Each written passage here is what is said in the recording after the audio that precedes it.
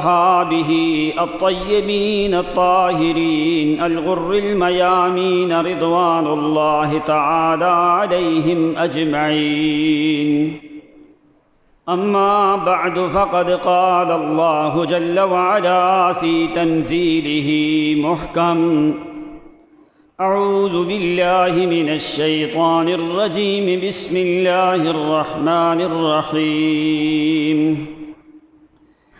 فالتقطه آل فرعون ليكون لهم عدوا وحزنا إن فرعون وهامان وجنودهما كانوا خاطئين.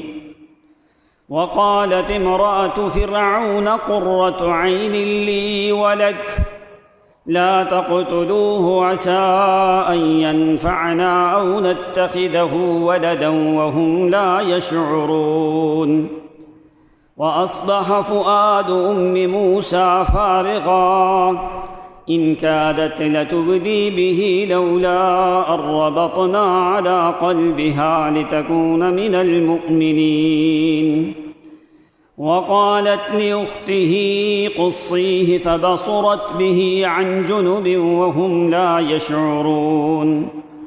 وحرمنا عليه المراضع من قبل فقالت هل أدلكم على أهل بيت يكفلونه لكم وهم له ناصحون. فرددناه إلى أمه كي تقر عينها ولا تحزن ولتعلم أن وعد الله حق ولكن أكثرهم لا يعلمون. وقال صلى الله عليه وسلم: رحم الله أخي موسى فقد أوذي أكثر مني، أو كما قال رسول الله صلى الله عليه وسلم، أو قريبا من ذلك أو غير ذلك أو دون ذلك. اللهم صل على محمد وعلى آل محمد كما صليت على إبراهيم وعلى آل إبراهيم إنك حميد مجيد. اللهم بارك على محمد وعلى آل محمد كما باركت على إبراهيم وعلى آل إبراهيم إنك حميد مجيد. سبحانك لا علم لنا إلا ما علمتنا إنك أنت العليم الحكيم. سبحان ربك رب العزة عما يصفون وسلام على المرسلين والحمد لله رب العالمين. واجب الاحترام معزز محترم سامعین عظام، آپ کی خدمت میں اللہ رب العزت کی لا ریب اور بے عیب کتاب قرآن مقدس میں سے آیات مبارکہ تلاوت کی ہیں۔ بارگاہ ربانی میں التجا اور دعا ہے کہ اللہ کریم صحیح صحیح کما حق ہو کہہ سکنے کی توفیق عنایت فرمائے، اور تمام تر حاضرین ناظرین سامعین کو اللہ صحیح معنوں میں قرآن و سنت کی سمجھ عطا فرمائے۔ آج 21 اگست 2020 اور 1 محرم جمعۃ المبارک کا دن ہے۔ اللہ کریم اس دن کو ہمارے لیے باعث رحمت فرمائے۔ ہمارا مسلسل موضوع چلتا آ رہا ہے، موسیٰ علیہ السلام کے موضوع پہ آج دوسرا جمعہ ہے کہ اللہ کریم قرآن مقدس میں جس چیز کو بھی ذکر کیا جاتا ہے اس میں تمہارے لیے عبرت، نصیحت، وعظ اس لیے بیان ہوتا ہے تاکہ تمہارے ایمانیات کو تقویت پہنچے۔ اس واقعے میں اہم چیز جو ہے اللہ کریم اس بات کو ثابت کر رہے ہیں کہ اللہ کا وعدہ جو ہوتا ہے وہ سچ ہوتا ہے۔ وَلِتَعْلَمَ أَنَّ وَعْدَ اللَّهِ حَقٌّ، اللہ کریم کا وعدہ جو ہے وہ سچا ہے۔ ان اللہ لا يخلف المیعاد، اللہ کریم اپنے وعدے کے خلاف نہیں کرتے۔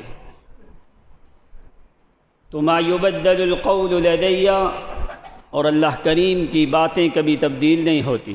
لا تبدیل لکلمات اللہ، اللہ کریم کے کلمات کبھی تبدیل نہیں ہوتے۔ لیکن وہ کیسے تدبیر کرتا ہے، کیسے انتظام کرتا ہے، اس کا علم اللہ کریم کے علاوہ کسی اور کو نہیں ہوتا۔ کہ اللہ رب العزت اس کام کو کرنے پہ قادر ہیں جس کو کرنے سے دنیا عاجز ہے۔ ساری دنیا کے ہاں جو ناممکن ہے اللہ کے ہاں وہ ممکن ہے۔ جس سے ساری دنیا عاجز آ جائے وہ اس پہ قادر ہے۔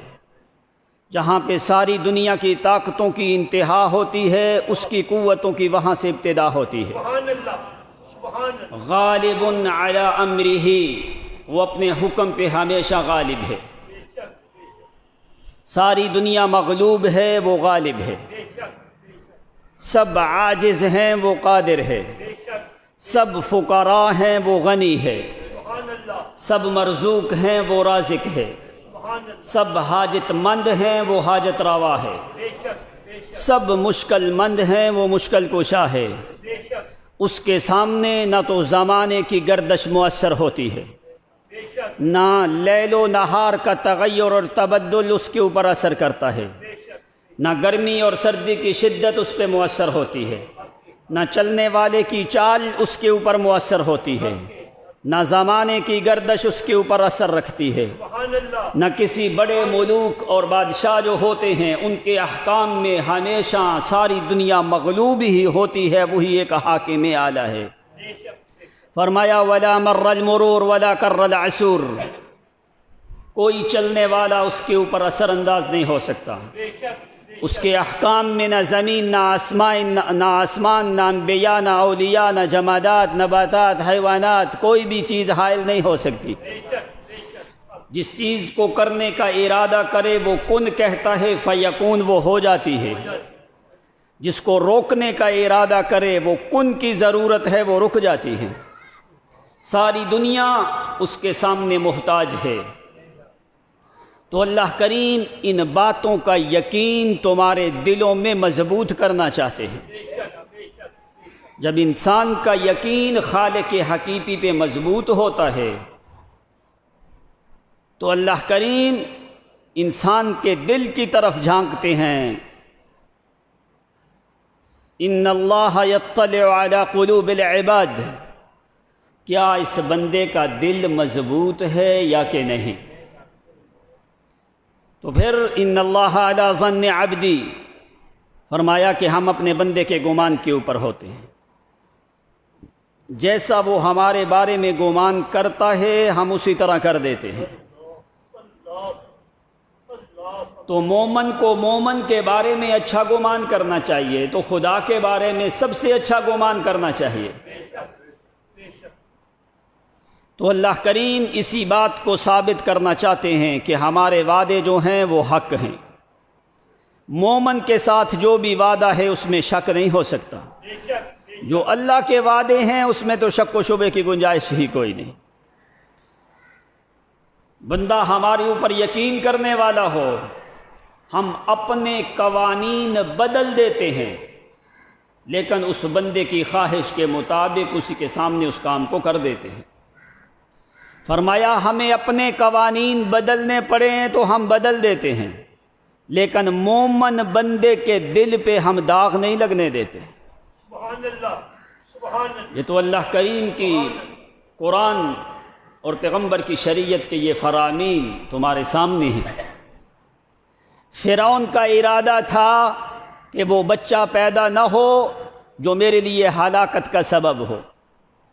اللہ کا ارادہ تھا کہ میں اسی بچے کو پیدا کرنا ہے اور اس کو فرعون کے محل میں بھی پہنچانا ہے۔ سبحان اللہ، سبحان اللہ، سبحان تو غالب علی امرہ، فرمایا ارادہ کس کا غالب آیا؟ سر توڑ اس نے کوشش کی، سالہ سال، کئی زمانے تک معصوم لوگوں کا خون رائیگاں جاتا رہا، لیکن وہ اپنے ارادے پہ غالب آ سکا؟ جو اپنے ارادے پہ غالب نہیں آ سکتا وہ کسی اور کے ارادے پہ بھی غالب ہو سکتا؟ اب موسیٰ علیہ السلام کی والدہ کو اللہ کریم نے تسلیاں دی، الہام کیا کہ آپ غم نہ کرو۔ وعدہ کیا کیا اللہ نے؟ اللہ کریم نے فرمایا رادوہ الیک، ہم اس کو تیری طرف واپس لوٹائیں گے۔ اب یہ اللہ نے وعدہ کیا، اب تم قرآن دیکھو، کیا اللہ تعالیٰ نے اس وعدے کو پورا کیا ہے یا کہ نہیں کیا؟ آخر جا کے خلاصہ قرآن نکالتا ہے تاکہ یقین ہو جائے کہ اللہ کا وعدہ حق ہوتا ہے، اس میں شک کی گنجائش نہیں ہے۔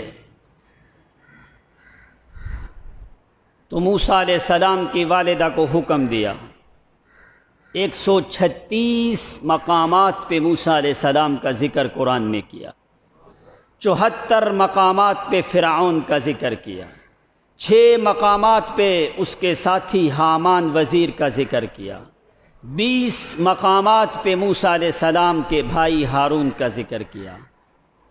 یہ ساری چیزیں ذکر کر کے اللہ کریم سمجھانا تمہیں کیا چاہتے ہیں؟ اگر میں خدا کی ذات پہ یقین رکھو گے تو دنیا میں بھی کامیاب اور آخرت میں بھی کامیاب۔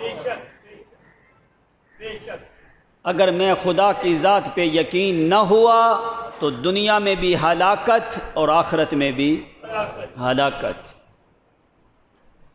تو موسیٰ علیہ السلام کی والدہ کو حکم دیا کہ تابوت میں بند کر کے، آپ سن کے آئے ہو تابوت کا ذکر قرآن میں صرف 2 ہی مقام کے اوپر ہے،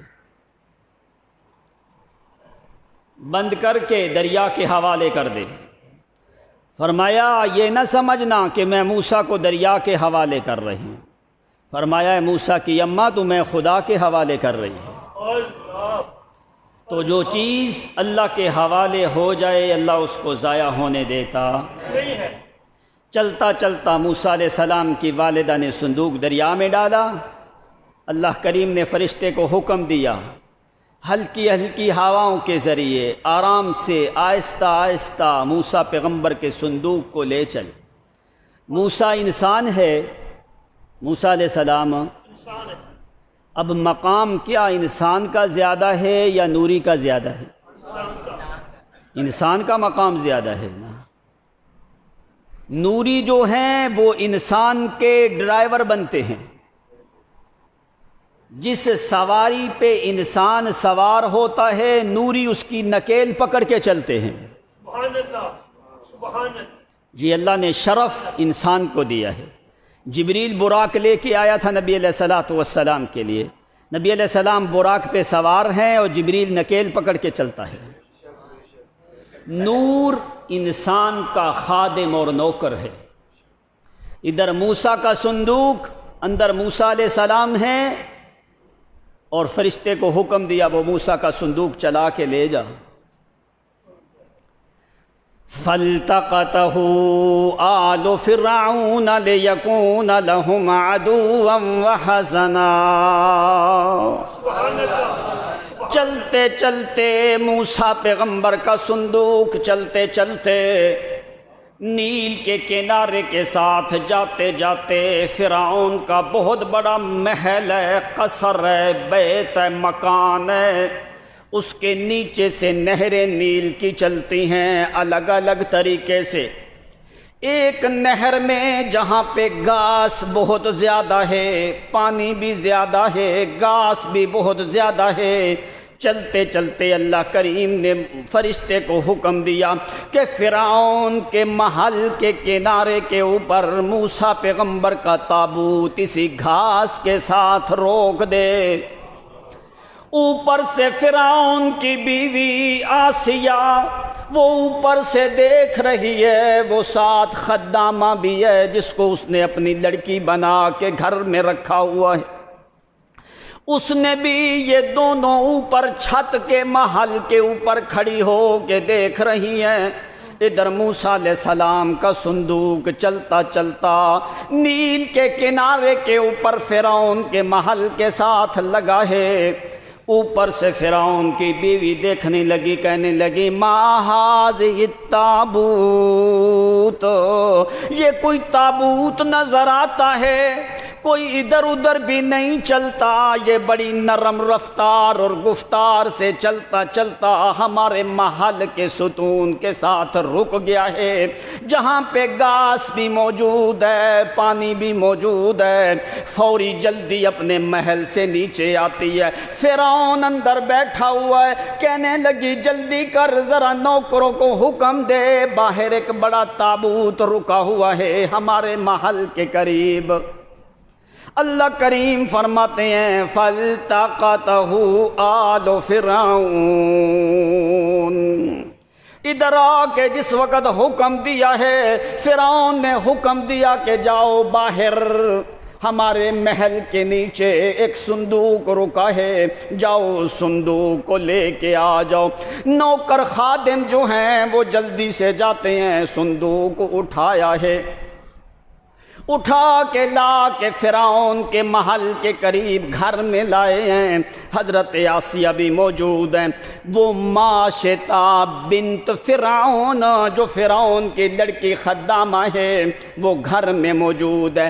وہی مرضت بالبرصا، برس کی بیمار وہ لڑکی ہے، برس سمجھتے ہو وہ جس کی برس کی بیمار وہ لڑکی فرعون کے محل میں جو رہنے والی ہے، چند دن پہلے اس نے بھی خواب میں دیکھا ہے، اس کی مرض وہ ٹھیک نہیں ہوتی، اس نے رات رویا فی المنام، اس نے خواب میں دیکھا ہے کہ ایسی چیز ایک دریا سے نکلی ہے جو میرے وجود پہ لگی ہے تو میری بیماری ٹھیک ہو گئی۔ سبحان اللہ، سبحان اللہ۔ اللہ کریم کی تدبیریں اپنی ہیں۔ اللہ کریم چاہتے تھے کہ فرعون کی بیوی کے دل میں بھی موسیٰ کی محبت زیادہ ہو، اور جو فرعون کے گھر میں خدمت کرنے والی جو لڑکی ہے اس کے دل میں بھی موسیٰ کی محبت بڑھ جائے۔ آگے اللہ کریم اپنی تدبیریں کرتے ہیں۔ اللہ فرماتے ہیں صندوق اٹھا کے جس وقت گھر میں لائے، فَالْتَقَطَهُ آلُ فِرْعَوْنَ، فرعون کی آل نے اس کو اٹھایا ہے۔ کس نے اٹھایا ہے؟ آل کا معنی کیا ہوتا ہے؟ جو فرعون کے ماننے والے تھے، فرعون کی اپنی اولاد نہیں تھی۔ آل کا معنی ہوتا ہے جو کسی آدمی کا متبع ہو۔ آل داؤد شکرا، قرآن میں جہاں پہ بھی تم دیکھو گے نا، آل کی نسبت ہمیشہ مذکر کی طرف ہوئی، آل کی نسبت قرآن میں ہمیشہ مذکر کی طرف ہوئی ہے، مؤنث کی طرف ہوئی نہیں ہے۔ آل موسیٰ و آل ہارون آل داود شکرا آل فرعون لیکون لہم عدوا وحزنا، فرعون کے ماننے والوں نے صندوق اٹھایا ہے، فالتقطہ، لقطہ اس گری پڑی چیز کو ہوتے ہیں جس کی ضرورت کوئی نہ ہو، بغیر ضرورت کے نظر آ جائے اس کو اٹھا لیا جائے۔ اللہ کریم فرماتے ہیں فرعون کے آل والوں نے اس کو اٹھا لیا ہے، فَالْتَقَطَهُ آلُ فِرْعَوْنَ لِيَكُونَ لَهُمْ عَدُوًّا وَحَزَنًا، اس کو پتہ کوئی نہیں فرعون کو کہ یہی معصوم بچہ ہے جو میرے لیے ہلاکت اور تباہی کا سبب ہے۔ لِيَكُونَ لَهُمْ، لام کے یہاں پہ معنی کیا دیتی ہے؟ لِيَكُونَ لَهُمْ عَدُوًّا وَحَزَنًا، یہی لڑکا معصوم اس کے لیے عداوت اور غم کا سبب بننے والا ہے، لیکن وَهُمْ لَا يَشْعُرُونَ، ان کو پتہ فرعون کو پتہ کوئی نہیں، حامان کو پتہ کوئی نہیں، کسی کو پتہ بھی کوئی نہیں۔ آسیہ بھی موجود، حامان بھی موجود، فرعون بھی موجود، وہ بچی بھی موجود، فرعون کے خادم بھی موجود۔ موسیٰ پیغمبر کی والدہ نے یوں رسیوں سے باندھا ہے صندوق کو۔ جس وقت سارے لگے کھولنے، صندوق کو کھولنے لگے، جس وقت صندوق کو کھولا ہے، فَمَسَّ إِبْهَامُهُ موسیٰ علیہ السلام، جس وقت یوں صندوق کو کھولا ہے، ایک نورانی چمک پڑی ہے آسیہ کی پیشانی پہ، اندر سے نور کی کرنیں جو موسیٰ پیغمبر کی پیشانی پہ اللہ کریم نے رکھی ہیں۔ جس وقت یوں صندوق کھولا ہے، اس وقت آسیہ کا دل پگھلنے لگا۔ یہ نور کی کرنیں تورات، جس وقت نور کی کرنیں آسیہ کے چہرے کے اوپر آئیں تو کہنے لگی اللہ کی قسم یہ کوئی معمولی بچہ کوئی نہیں۔ تو دیکھا کیا ہے، فَيَمُسُّ إِبْهَامَهُ، موسیٰ علیہ السلام اپنا انگوٹھا منہ میں ڈالا ہے۔ جس وقت انہوں نے دیکھا ہے تو یوں انگوٹھا نکالا ہے، تو آسیہ کہتی ہے میں نے دیکھا ہے کہ انگوٹھے کے اوپر قطرے دودھ کے موجود۔ سبحان اللہ، سبحان اللہ، سبحان اللہ۔ فرمایا کہ اللہ کریم کی ذات جہاں پہ ساری دنیا رزق بند کرے، اللہ وہاں سے شروع کرتا۔ فَالْتَقَطَهُ، فرعون کہنے لگا ما ھذا، کہنے لگے ھذا موسیٰ، موسیٰ علیہ السلام کو موسیٰ کیوں کہا جاتا ہے؟ جہاں پہ پانی چلتا ہے، گاس کا علاقہ جہاں سے شروع ہونے لگتا ہے، گاس اور پانی جس مقام پہ جمع ہوتا ہے، وہاں پہ موسیٰ پیغمبر کا صندوق رک گیا۔ مو کہتے ہیں پانی کو، شا کہتے ہیں عبرانی زبان میں گاس کو۔ فرعون نے پوچھا من اینا، کدھر سے پکڑا یہ صندوق؟ کہنے لگے موسیٰ، جہاں پہ پانی اور گھاس جمع ہوتا ہے وہاں سے یہ صندوق اٹھایا ہے۔ اسی وجہ سے آ کے پھر موسیٰ عبرانی زبان میں تھا، جس وقت عربی میں آیا شین کو سین سے بدل کے موسیٰ اللہ کریم نے نام رکھ دیا۔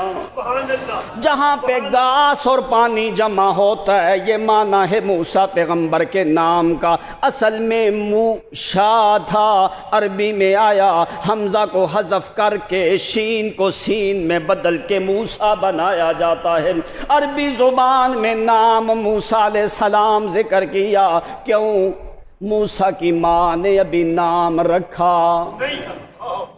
ابھی نام بھی رکھا، چھوٹے تھے نا، چھوٹے بچے کو ولید کہا جاتا ہے، ابھی نام بھی رکھا نہیں۔ اللہ کریم نے فرمایا او موسیٰ کی اماں، تمہیں نام رکھنے کی ضرورت کوئی نہیں، تو دریا کے حوالے کر، آگے ہمارا کام ہے، ہماری تدبیریں جو ہیں اس کو کوئی جانتا۔ تو موسیٰ سے موسیٰ بنا ہے۔ فرعون نے جس وقت پوچھا، فرعون اور حامان باتیں کرنے لگے کہ کہیں یہی بچہ نہ ہو جو ہمارے لیے ہلاکت کا سبب ہو۔ کیا خیال ہے کہ اس کو ابھی یہاں پہ قتل کر دیا جائے؟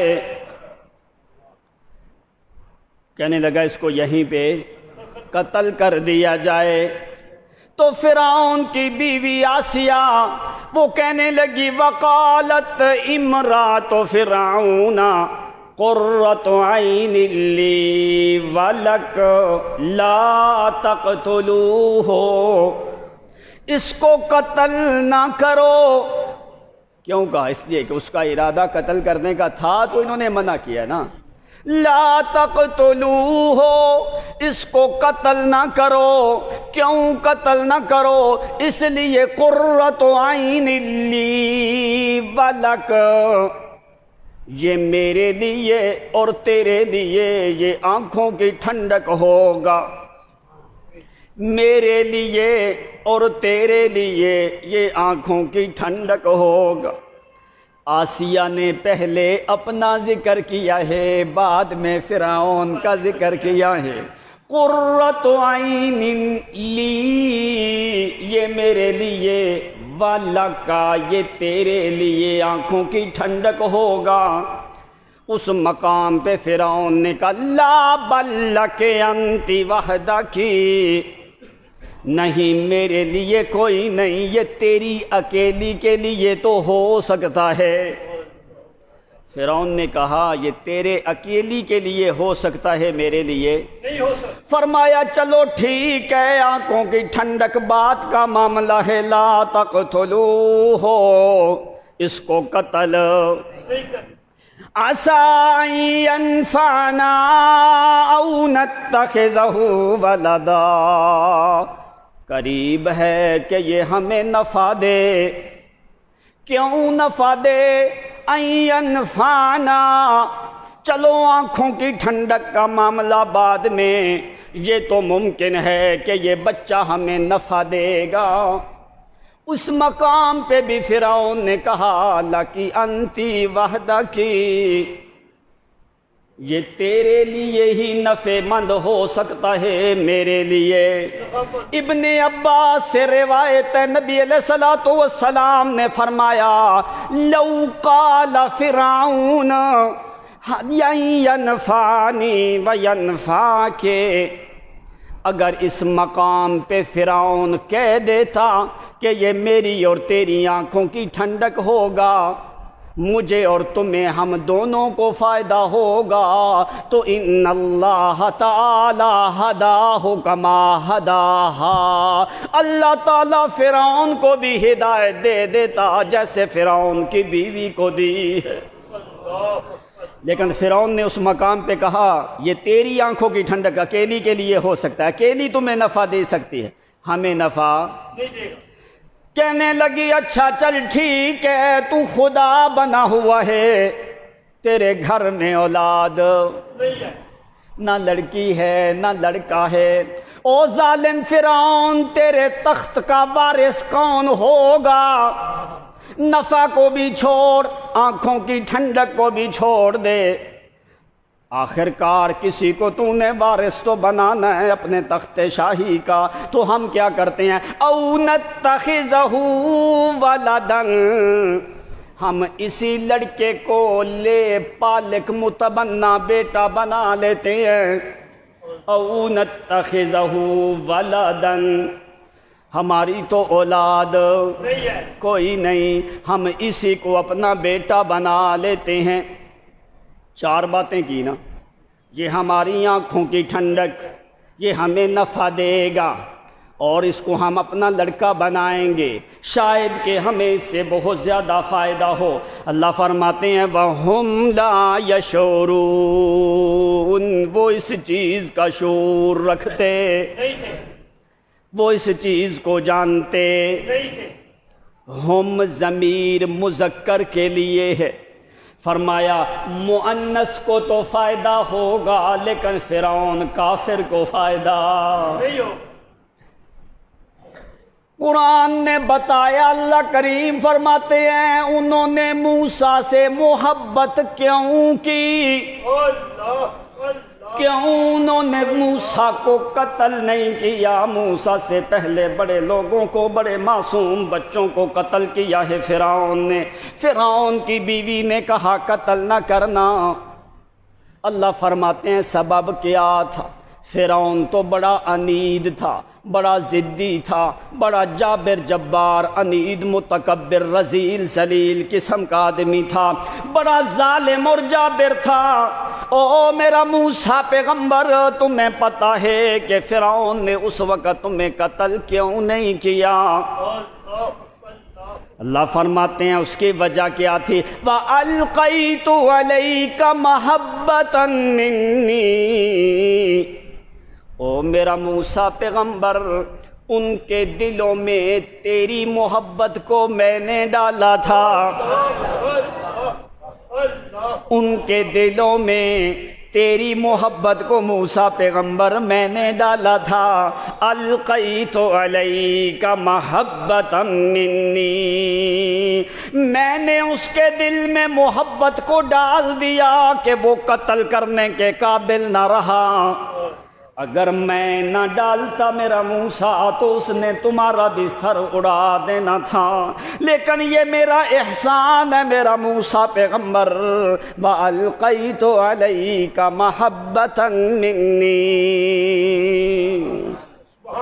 صندوق کھولا، جس وقت موسیٰ علیہ السلام کو اندر سے نکالا ہے، فرعون کی جو خادمہ ہے، جو لڑکی آسیہ کی بنی ہوئی ہے، جو برس کی بیمار ہے، اس نے موسیٰ علیہ السلام کو اٹھایا ہے، آسیہ نے بھی موسیٰ علیہ السلام کو اٹھایا ہے۔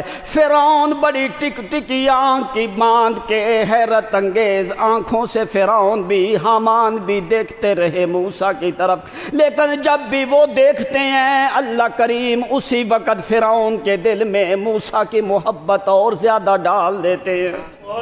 ابھی فرعون کا دل کرنے لگا کہ میں موسیٰ کو دیکھتا رہوں، اللہ فرماتے ہیں میرا موسیٰ یہ تیرا کمال کوئی نہیں تھا، میرا موسیٰ یہ تیرا کمال نہیں تھا، الکئی تو یہ میں خدا کا کمال تھا، میں اللہ کریم نے موسیٰ تیری محبت فرعون کے دل میں ڈال دی۔ سبحان اللہ۔ ادھر جس وقت اٹھایا ہے تو موسیٰ علیہ السلام نے رونا شروع کیا ہے، موسیٰ علیہ السلام رو رہے ہیں۔ فرعون کی بیوی کہنے لگی جلدی کرو، کسی انا کو کسی دائیا کو دودھ پلانے والی کا انتظام کرو، جلدی کرو جلدی کرو۔ موسیٰ علیہ السلام ذرا زور سے رونے لگے، زور سے رونے لگے، روتے روتے موسیٰ پیغمبر کا لعاب مبارک جو ہے وہ نکلنے لگا۔ فرعون کی بیوی خادم اپنی لڑکی کو کہنے لگی کہ یہ موسیٰ کا لعاب صاف کر۔ اس نے موسیٰ علیہ السلام کا لعاب مبارک صاف کر کے ہاتھ یوں اپنی پنڈلی پہ لگایا ہے، اس پنڈلی کے اوپر برس کے نشانات اور کوڑ کی مرض ہے۔ موسیٰ کا لعاب لگتا جاتا ہے، اللہ مرض کو ختم کرتا جاتا ہے۔ کیوں؟ اللہ فرماتے ہیں یہ سارا کچھ کیوں ہوا؟ اس لیے تاکہ فرعون کی بیوی کے دل میں بھی موسیٰ کی محبت بھر دوں، اور جو فرعون کے گھر میں خدمت کرنے والی ہے اس کے دل میں بھی موسیٰ کی محبت بڑھ جائے، یہ دونوں مل کے میرے موسیٰ کی خدمت کرتی رہیں اور خدمت بھی کریں، یہ محبت کے ساتھ کریں۔ جس وقت اس نے دیکھا ہے کہ نشان ختم ہو چکا ہے، کہنے لگی یا آسیہ باللہ العظیم، اللہ کی قسم میں نے خواب میں دیکھا ہے ایک چیز دریا سے نکلی ہے، اس کا کوئی پانی میرے وجود پہ لگا ہے، اللہ نے میری بیماری کو ختم کر دیا ہے۔ یہی وہ معصوم ہے جس کے لعاب میں اللہ کریم نے میرے لیے شفا رکھی ہے۔ اب یہاں پہ ذرا دیکھو، موسیٰ کے لعاب سے اللہ نے صرف ایک لڑکی کو شفا دی ہے۔ سبحان اللہ، سبحان اللہ۔ موسیٰ کے لعاب سے شفا اللہ کی ذات دینے والی ہے، سبب بنایا موسیٰ کے لعاب کو، موسیٰ کے لعاب سے شفا دی ہے اللہ کریم نے ایک لڑکی کو۔ اللہ کریم نے فرمایا او میرے محمد کا مقام اتنا ہے، ادھر بیماری آ چکی تھی برس کی، پھر موسیٰ کے لعاب سے شفا ملی ہے۔ جہاں سے محمد چلتا جاتا ہے، مکہ سے نکلا ہے 500 کلومیٹر کی مسافت، مدینے پہنچتے پہنچتے جس علاقے سے محمد چل کے آیا ہے اللہ نے اس علاقے سے ساری بیماریاں اٹھا دی۔ یہ مقام ہے محمد کریم کا۔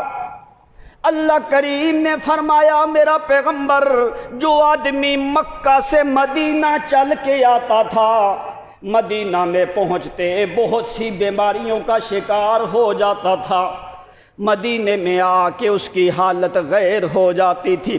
ادھر بیماری پہلے سے موجود ہے، موسیٰ بھی موجود ہے، موسیٰ کے لعاب سے اللہ نے شفا دی صرف ایک لڑکی کو۔ ادھر محمد کے زمانے میں پیغمبر کو چلایا ہے مکہ سے مدینہ میں، درمیان میں گھاٹیوں سے اللہ گزارتا جاتا ہے۔ میرا پیغمبر جدھر سے تو گزر جائے، مجھے اپنے جلال کی قسم ہے، میں اس علاقے سے بیماریاں ایسی اٹھاؤں گا کہ قیامت تک لوگ چلتے رہیں گے، کسی کو کوئی بیماری قریب بھی نہیں آنے دوں گا۔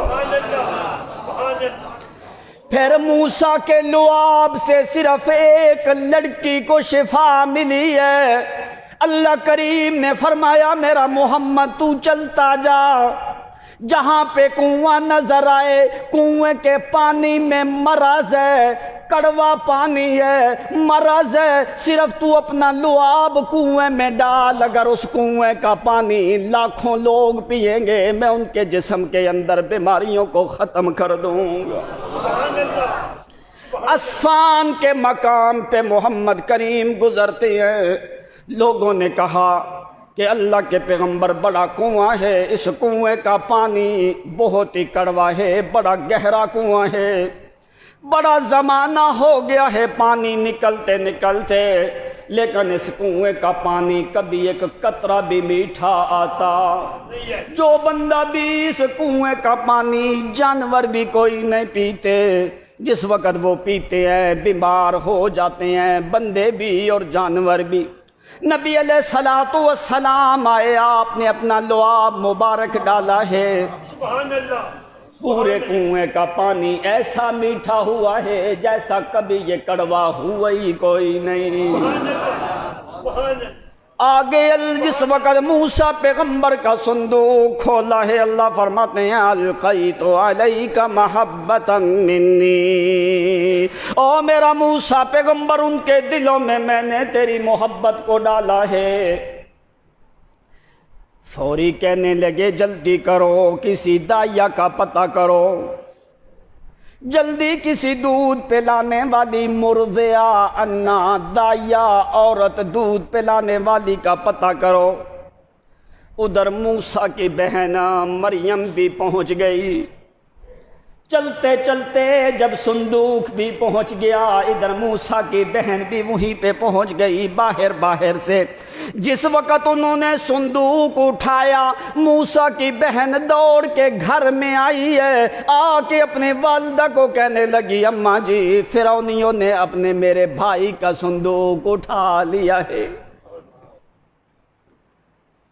جس وقت وہاں پہ دوبارہ گئی، موسیٰ کی اماں نے کہا جلدی جا کے دیکھ میرے بیٹے کی حالت اور کیفیت کیا کرتے ہیں، جا کے دیکھ، جلدی کر، جا کے دیکھ فرعونی کیا کرتے ہیں۔ ادھر موسیٰ علیہ السلام کی ماں کا دل ابلنے لگا، فرعون بڑا ظالم ہے، وہ تو آؤ تاؤ بھی نہیں دیکھتا، فوری قتل کر دیتا ہے۔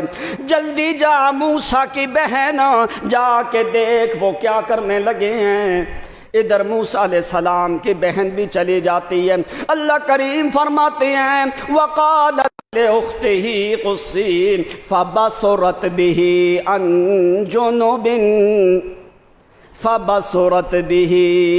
جُنُوبٍ، وہ اپنی آنکھ کے کناروں سے دیکھتی ہے موسیٰ کی طرف کہ یہ لوگ ابھی کیا کرتے ہیں میرے بھائی کے ساتھ۔ اللہ فرماتے ہیں عَنْ جُنُوبٍ، ان کو پتہ کوئی نہیں تھا موسیٰ کی بہن اپنی آنکھوں کے گوشوں کناروں سے دیکھ رہی ہے۔ وَهُمْ لَا يَشْعُرُونَ، ان کو پتہ کوئی نہیں کہ اس معصوم کی بہن بھی یہاں پہ موجود ہے۔ فرعون کی بیوی کہنے لگی جلدی کرو کسی داعیہ کا پتہ کرو۔ جس وقت کسی نے بتایا فلان داعیہ ہے، فلاں انا ہے دودھ پلانے والی، فرمایا جلدی کرو بلاؤ، جا کے داعیاں وہاں پہ جمع ہو جاتی ہیں، بہت زیادہ، کیوں بادشاہ کا حکم تھا، داعیاں جمع ہو جاتی ہیں۔ اللہ کریم فرماتے ہیں ہم نے موسیٰ کے دل میں بات کو ڈال دیا، او میرا موسیٰ تو نے کسی عورت کا دودھ پینا کوئی نہیں، فحرمنا علیہ المراضع۔ اللہ فرماتے ہیں موسیٰ کی ماں کے علاوہ پوری دنیا کی دائیوں کا دودھ ہم نے موسیٰ پہ حرام کر دیا۔ جو بھی دائی اٹھاتی ہے موسیٰ علیہ السلام قریب بھی جاتے نہیں۔ ادھر زور زور سے موسیٰ علیہ السلام رو رہے ہیں۔ فرعون کی بیوی کہنے لگی او جلدی کرو، کسی ماہر دائیا کا پتہ کرو، کوئی اچھی انا ہو دودھ پلانے والی جس کو معصوم بچے کا علم ہو۔ یہ تو سحری ایسے ہیں موسیٰ خاموش بھی نہیں ہوتے اور کسی کا دودھ بھی پیتے۔ اللہ فرماتے ہیں پیتا کیسے موسیٰ، ہم نے موسیٰ کے کان میں بتا دیا تھا، او موسیٰ خبردار ایک گھونٹ بھی کسی عورت کا پینا۔ یہ موسیٰ علیہ السلام کی بہن کھڑی ہے، کہنے لگی فقالت هل ادلکم علی اہل بیت یکفلونہ لکم وہم لہ ناصحون۔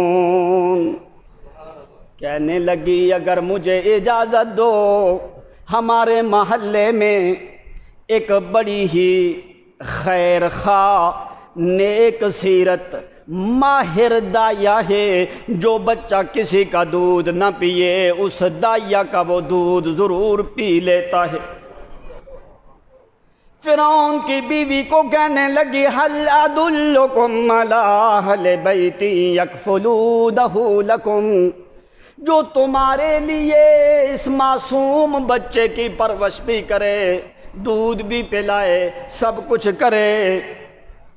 وَهُمْ لَهُ نَاصِحُونَ، وہ گھرانے والے لوگ جو ہیں وہ بڑے خیر خواہ لوگ ہیں۔ اس نے سچ کہا کہ نہیں؟ تو مشرک کا تو دماغ خراب ہوتا ہے، اس کو کوئی سمجھ آتی؟ جس میں عقل ہو وہ مشرک ہوتا، تو جو مشرک ہو اس میں عقل، ان دونوں کا تضاد ہے۔ اللہ نے فرمایا لا یعقلون، یہ تو لا یعقلون ہیں۔ تو فرعون کی بیوی کہنے لگی جلدی کر کیوں تو نے تاخیر کی ہے، لے آؤ اس مائیا کو، اس دائیا کو، اس انا کو، مرضعہ کو، دودھ پلانی والی کو جلدی بلا کے لے آ۔ موسیٰ کی بہن دوڑتی جاتی ہے، تمشی اختک، دوڑتی جاتی ہے موسیٰ کی بہن، جا کے اماں کو کہنے لگی اماں جی جلدی آؤ، وہ تم کو بلا رہے ہیں، جلدی آؤ، میرا بھائی موسیٰ جو ہے وہ کسی عورت کا دودھ پیتا، جلدی کر اماں جی تمہیں وہ بلا رہے ہیں، ایسے ایسے میں نے بات کی۔ موسیٰ علیہ السلام کی والدہ دوڑتی جاتی ہیں۔ جس وقت جا کے موسیٰ علیہ السلام کو چھاتی سے لگایا ہے، موسیٰ علیہ السلام نے دودھ پینا شروع کر دیا۔ اب معصوم بچے کو اللہ کے علاوہ کوئی اور سمجھا سکتا ہے؟ موسیٰ علیہ السلام کی ماں جو ہے وہ فرعون کے گھر میں جا کے دودھ پلانے لگی۔ آسیہ بڑی خوش ہوئی، فرعون بھی بڑے خوش ہوئے کہ کہنے لگے ہاں اس عورت کو کہو ہم تمہیں ایک محل دیتے ہیں، محل بھی ہمارا ہوگا، نان نفقہ بھی ہمارا ہوگا، خرچہ بھی ہمارا ہوگا، خوراک کے پیسے بھی ہم دیں گے، تو ہمارے محل میں رہے، اس بچے معصوم کی پرورش کرتی رہے۔ موسیٰ کی ماں کہنے لگی او فرعونیوں، محلات میں رہنا میں پسند کرتی، اگر تم نے اس بچے کی پرورش کروانی ہے تو میں اس بچے کو اپنے گھر لے کے جاؤں گی، میرے گھر میں دوسرے بچے بھی موجود ہیں، ان کے ساتھ میں اس کی بھی پرورش کروں گی، تمہارے محل میں رہ کے میں اس بچے کی پرورش کر سکتی۔ کہنے لگے تیرے گھر والوں کو بھی ہم یہاں لے آتے ہیں۔ موسیٰ کی والدہ کہنے لگی نہیں میں اپنے گھر میں، میری ایک ہی شرط ہے، اگر اس بچے کی پرورش کرنی ہے تو اس کو میں اپنے گھر لے کے جاؤں گی، ادھر میں رہ سکتی۔ اب اللہ نے وہاں پہ کیوں نہیں رہنے دیا موسیٰ علیہ السلام؟ وجہ کیا تھی؟ کیا موسیٰ کی ماں کا گھر بہتر تھا یا کہ ادھر فرعون کا محل؟ اللہ نے کیوں نہیں رہنے دیا موسیٰ کے گھر میں؟ وجہ کیا تھی؟ اس کے گھر میں شرک کے گندے جراثیم تھے، اس کے گھر میں شرک والے گندے جراثیم تھے۔ اللہ کریم جہاں پہ شرک کے جرثومے ہوں، جراثیم ہوں، وہاں پہ موسیٰ پیغمبر کی پرورش بھی ہونے دی۔ فرعون کی بیوی کہنے لگی اچھا ٹھیک ہے، اگر تو اپنے گھر میں لے کے جانا چاہتی ہے یہ تیری شرط ہے، ایک ہماری بھی شرط ہے۔ کہنے لگی تمہاری کیا؟ ٹھیک ہے، خرچہ ہم دیں گے، خوراک ہم دیں گے، پیسے ہم دیں گے، تو اپنے گھر میں اس معصوم کی پرورش کر، لیکن یہ تیری شرط ہے۔ ہماری شرط یہ ہے کہ ہر روز 3 دفعہ موسیٰ کو ہمارے گھر لائے گی، ہر روز 3 دفعہ ہماری اس معصوم سے ملاقات کروائے گی۔ موسیٰ علیہ السلام کی والدہ نے کہا ٹھیک ہے، ایک صبح کے ٹائم پہ، ایک دوپہر کے ٹائم پہ، ایک مغرب کے ٹائم پہ، 3 ٹائم پہ ہمیں اس معصوم کی ملاقات تو نے ضرور کروانی ہے۔ ٹھیک ہے، تو اپنے گھر میں لے جا، پرورش کرتی رہ، خرچہ ہمارا ہوگا، پرورش تو نے کرنی ہے۔ موسیٰ علیہ السلام کی والدہ جلدی سے لے کے جانے لگی۔ اللہ کریم وہاں پہ موسیٰ کی ماں کی کیفیت کو ذکر کرنے لگے۔ فرمایا 2 حالتیں موسیٰ کی ماں کی۔ ایک تو جس وقت موسیٰ کی بہن نے بتایا کہ فرعونیوں نے پکڑ لیا ہے، فرعونیوں نے پکڑ لیا ہے، تو اللہ کریم فرماتے ہیں فَأَصْبَحَ فُؤَادُ أُمِّ مُوسَىٰ فَارِغًا، أَصْبَحَ وَأَصْبَحَ فُؤَادُ أُمِّ مُوسَىٰ فَارِغًا۔ یہ قرآن میں ایک ہی آیت ہے، ذرا جاگ کے بیٹھو۔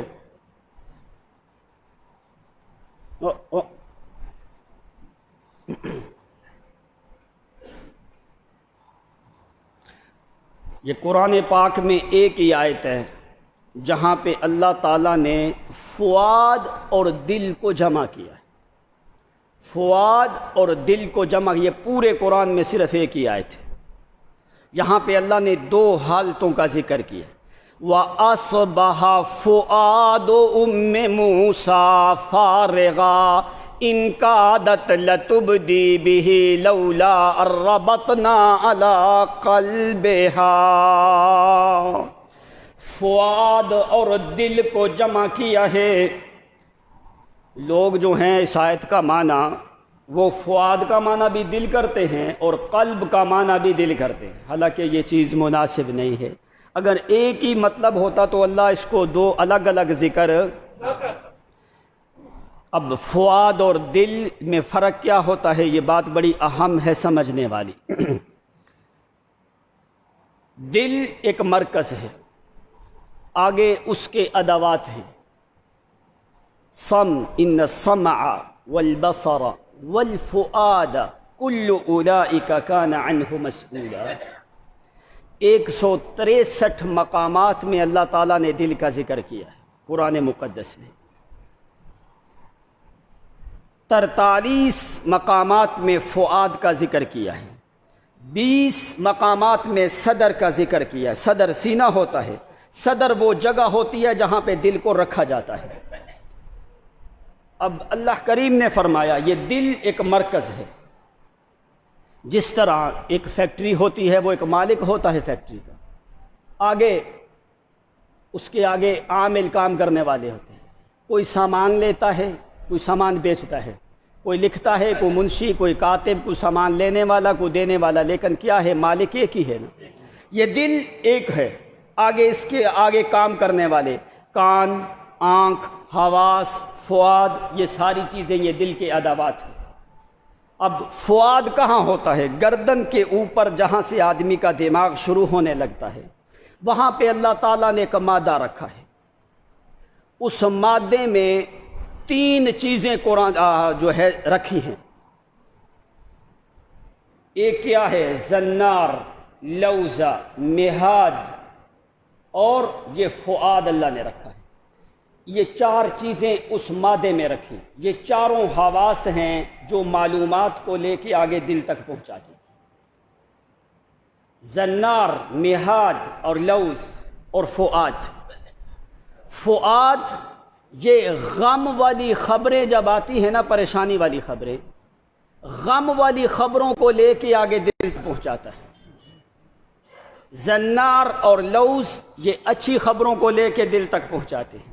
میہاد یہ ساری مشاعر اور تفکیر جو انسان کے دماغ میں ہوتی ہیں، یہ ساری آگے دل تک پہنچاتے ہیں۔ یہ جیسے ایک فیکٹری کا مین مالک ہوتا ہے، آگے اس کے آدمی ہوتے ہیں نا، کوئی کچھ کرتا ہے، کوئی کچھ کرتا ہے، کوئی کچھ کرتا ہے۔ یہ آگے اس دماغ کے 4 حصے اللہ نے رکھے، یہ دل کے آگے کام کرنے والے ہیں۔ ایک غم والی خبریں دل تک پہنچاتا ہے، ایک خوشی والی خبریں دل تک پہنچاتا ہے، ایک اس کے مشاعر، احساسات اور حواس کا علم آگے دل تک پہنچاتا ہے۔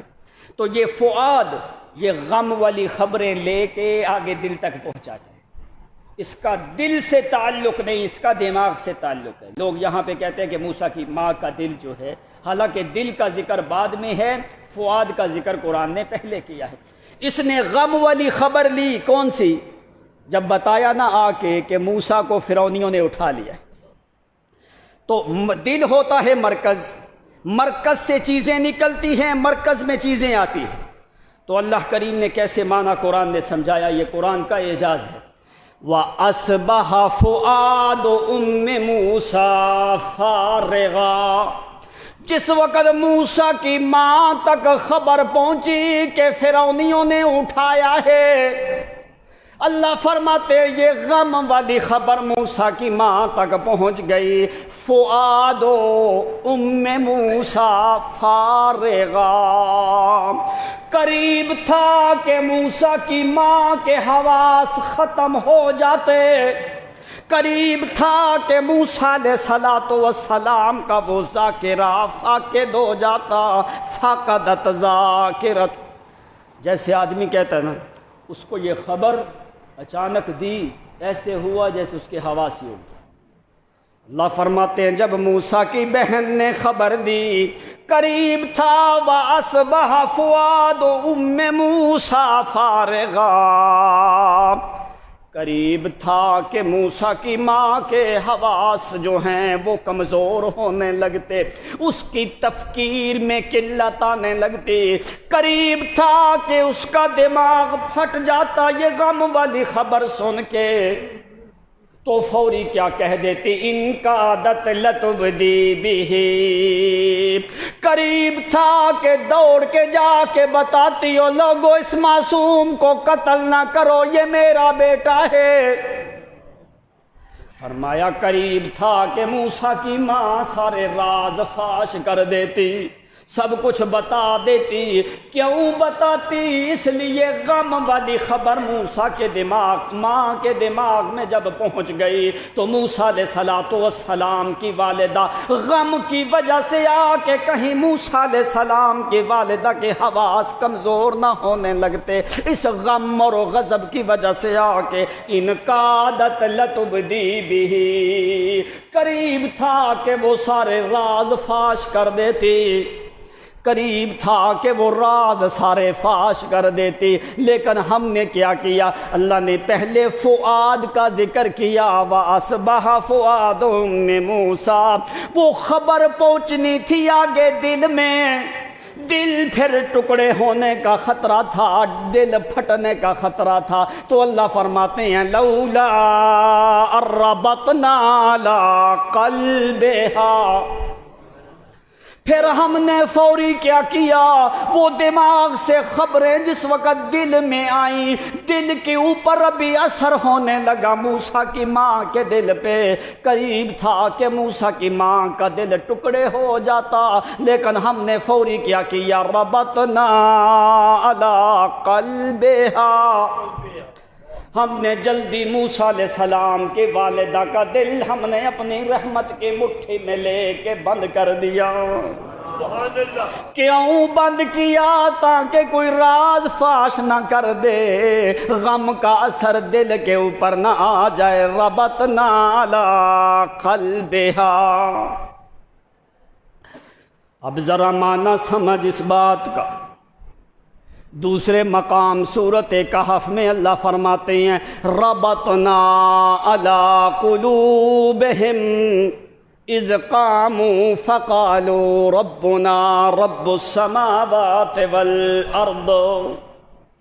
جس وقت ظالم بادشاہ کے سامنے اصحاب کہف کی جماعت کھڑی ہونے لگی، اذ قاموا جب وہ کھڑے ہوئے، کیوں؟ ان کے دل پریشان تھے۔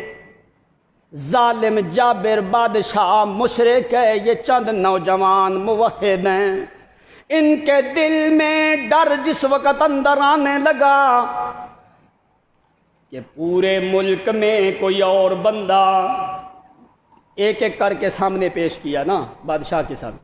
اللہ فرماتے ہیں جس وقت دل میں غم آنے لگا، ربطنا علی قلوبہم، میں نے ان کے دلوں کو اپنی رحمت کی مٹھی میں بند کر دیا۔ پھر سارے غم جانے لگے، سبحان اللہ۔ سارے خوف جانے لگے۔ اللہ کریم جس وقت بندے کا دل اپنی رحمت کی مٹھی میں لیتا ہے تو اس وقت بندے کے سارے غم اور خوف ختم ہو جاتے ہیں۔ اب ذرا چلتا آ، یہی لفظ قرآن نے محمد کے صحابہ کے لیے استعمال کیا ہے۔ سبحان اللہ۔ سبحان اللہ۔ اللہ فرماتے ہیں اذ یغشیکم النعاس امنة منه وینزل علیکم من السماء ماء لیطہرکم به ویذہب عنکم الرجس وَلِيَرْبِطَ عَلَىٰ قُلُوبِكُمْ۔ میرا پیغمبر بدر والے دن جس وقت تمہارے پاس تلواریں کوئی نہیں تھیں، سواریاں کوئی نہیں تھیں، لڑنے کا ارادہ بھی کوئی نہیں تھا، لوگ اندر سے پریشان ہونے لگے کہ یہ 309 آدمی تیار ہوئے، ادھر ہزاروں کا لشکر، فوجیں بھی موجود ہیں، اسلحہ بھی موجود ہے، تلواریں، نیزے، سہام، تیر، گھوڑے، اونٹ بھی موجود ہیں، ادھر کوئی تلوار نہیں، اسلحہ نہیں، فوج نہیں، 309 کے قریب آدمی ہیں۔ جس وقت غم زیادہ ہونے لگا نبی علیہ السلام ساری رات سجدے میں گزار دی۔ اللہ فرماتے ہیں وَلِيَرْبِطَ عَلَىٰ قُلُوبِكُمْ، قم ضمیر جمع خطاب کے لیے ہے۔ اللہ فرماتے ہو میرا پیغمبر میں نے صحابہ کے دلوں کو لے کے اپنی رحمت کی مٹھی میں بند کر دیا۔ سبحان اللہ۔ سبحان اللہ۔ وَلِيَرْبِطَ عَلَىٰ قُلُوبِكُمْ، او مومنو میں نے ایک تو نیند کو طاری کیا جو امن کا باعث ہے، اس کے بعد میں نے تمہارے دلوں کو اپنی رحمت کی مٹھی میں بند کر دیا، ایسا بند کیا کہ ادھر ہزاروں کے لشکر ہیں لیکن صحابہ کے دل میں زیادہ جوش اور جذبہ جہاد کا زیادہ ہونے لگا۔ کیوں زیادہ ہونے لگا؟ وَلِيَرْبِطَ عَلَىٰ قُلُوبِكُمْ، میں نے اپنی رحمت کا دھاگا لے کے رحمت کی مٹھی میں بند کر کے اوپر اپنی قدرت کے دھاگے سے بند کر دیا۔ اس دل میں صرف محبت باقی رہ گئی، یا میری ہے یا میرے محمد کی باقی ہے۔ سبحان اللہ۔ سبحان اللہ۔ وَلِيَرْبِطَ عَلَىٰ قُلُوبِكُمْ وَيُثَبِّتَ بِهِ الْأَقْدَامَ، میں نے تمہارے دلوں کو بھی باندھ دیا، تمہارے پاؤں کو بھی مضبوط کر دیا۔ یہ معنی ہوتا ہے ربط کا۔ یا اللہ تو نے صحابہ کے دلوں کو کیوں باندھا ہے؟ اب قرآن دیکھ، اللہ فرماتے ہیں وَمِن رِّبَاطِ الْخَيْلِ، رباط الخیل کا معنی کیا ہوتا ہے؟ فرمایا میں نے ان کے دلوں کو اپنے حوالے کر لیا۔ اللہ کیوں کیا ہے تو نے ان کے دلوں کو اپنے حوالے کیوں کیا ہے؟ اللہ فرماتے ہیں وَمِن رِّبَاطِ الْخَيْلِ، اس لیے انہوں نے اپنے دلوں کو میرے حوالے کیا ہے۔ سبحان اللہ، انہوں نے اپنے دلوں کو میرے حوالے کیا ہے، میں نے اپنی رحمت کو ان کے دلوں کے حوالے کر دیا ہے۔ رباط الخیل کا معنی کیا ہوتا ہے؟ اپنے دل کو جہاد اور اللہ کے راستے کی طرف وقف کر دینا۔ سبحان اللہ، انہوں نے اپنے دل مجھے دیے، میں نے اپنی رحمت ان کے حوالے کر دی ہے۔ وَلِيَرْبِطَ عَلَىٰ قُلُوبِكُمْ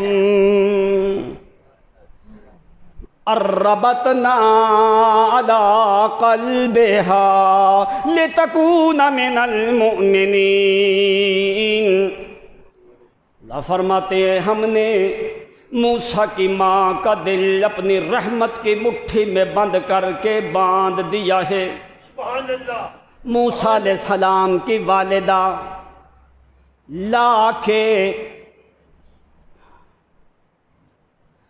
ٹائم بھی کم ہے اور آج یکم محرم ہے، حضرت عمر رضی اللہ تعالیٰ عنہ کی شہادت کا دن ہے۔ ایک آدھے گھنٹے میں ہمارا تو کچھ نہیں بنتا۔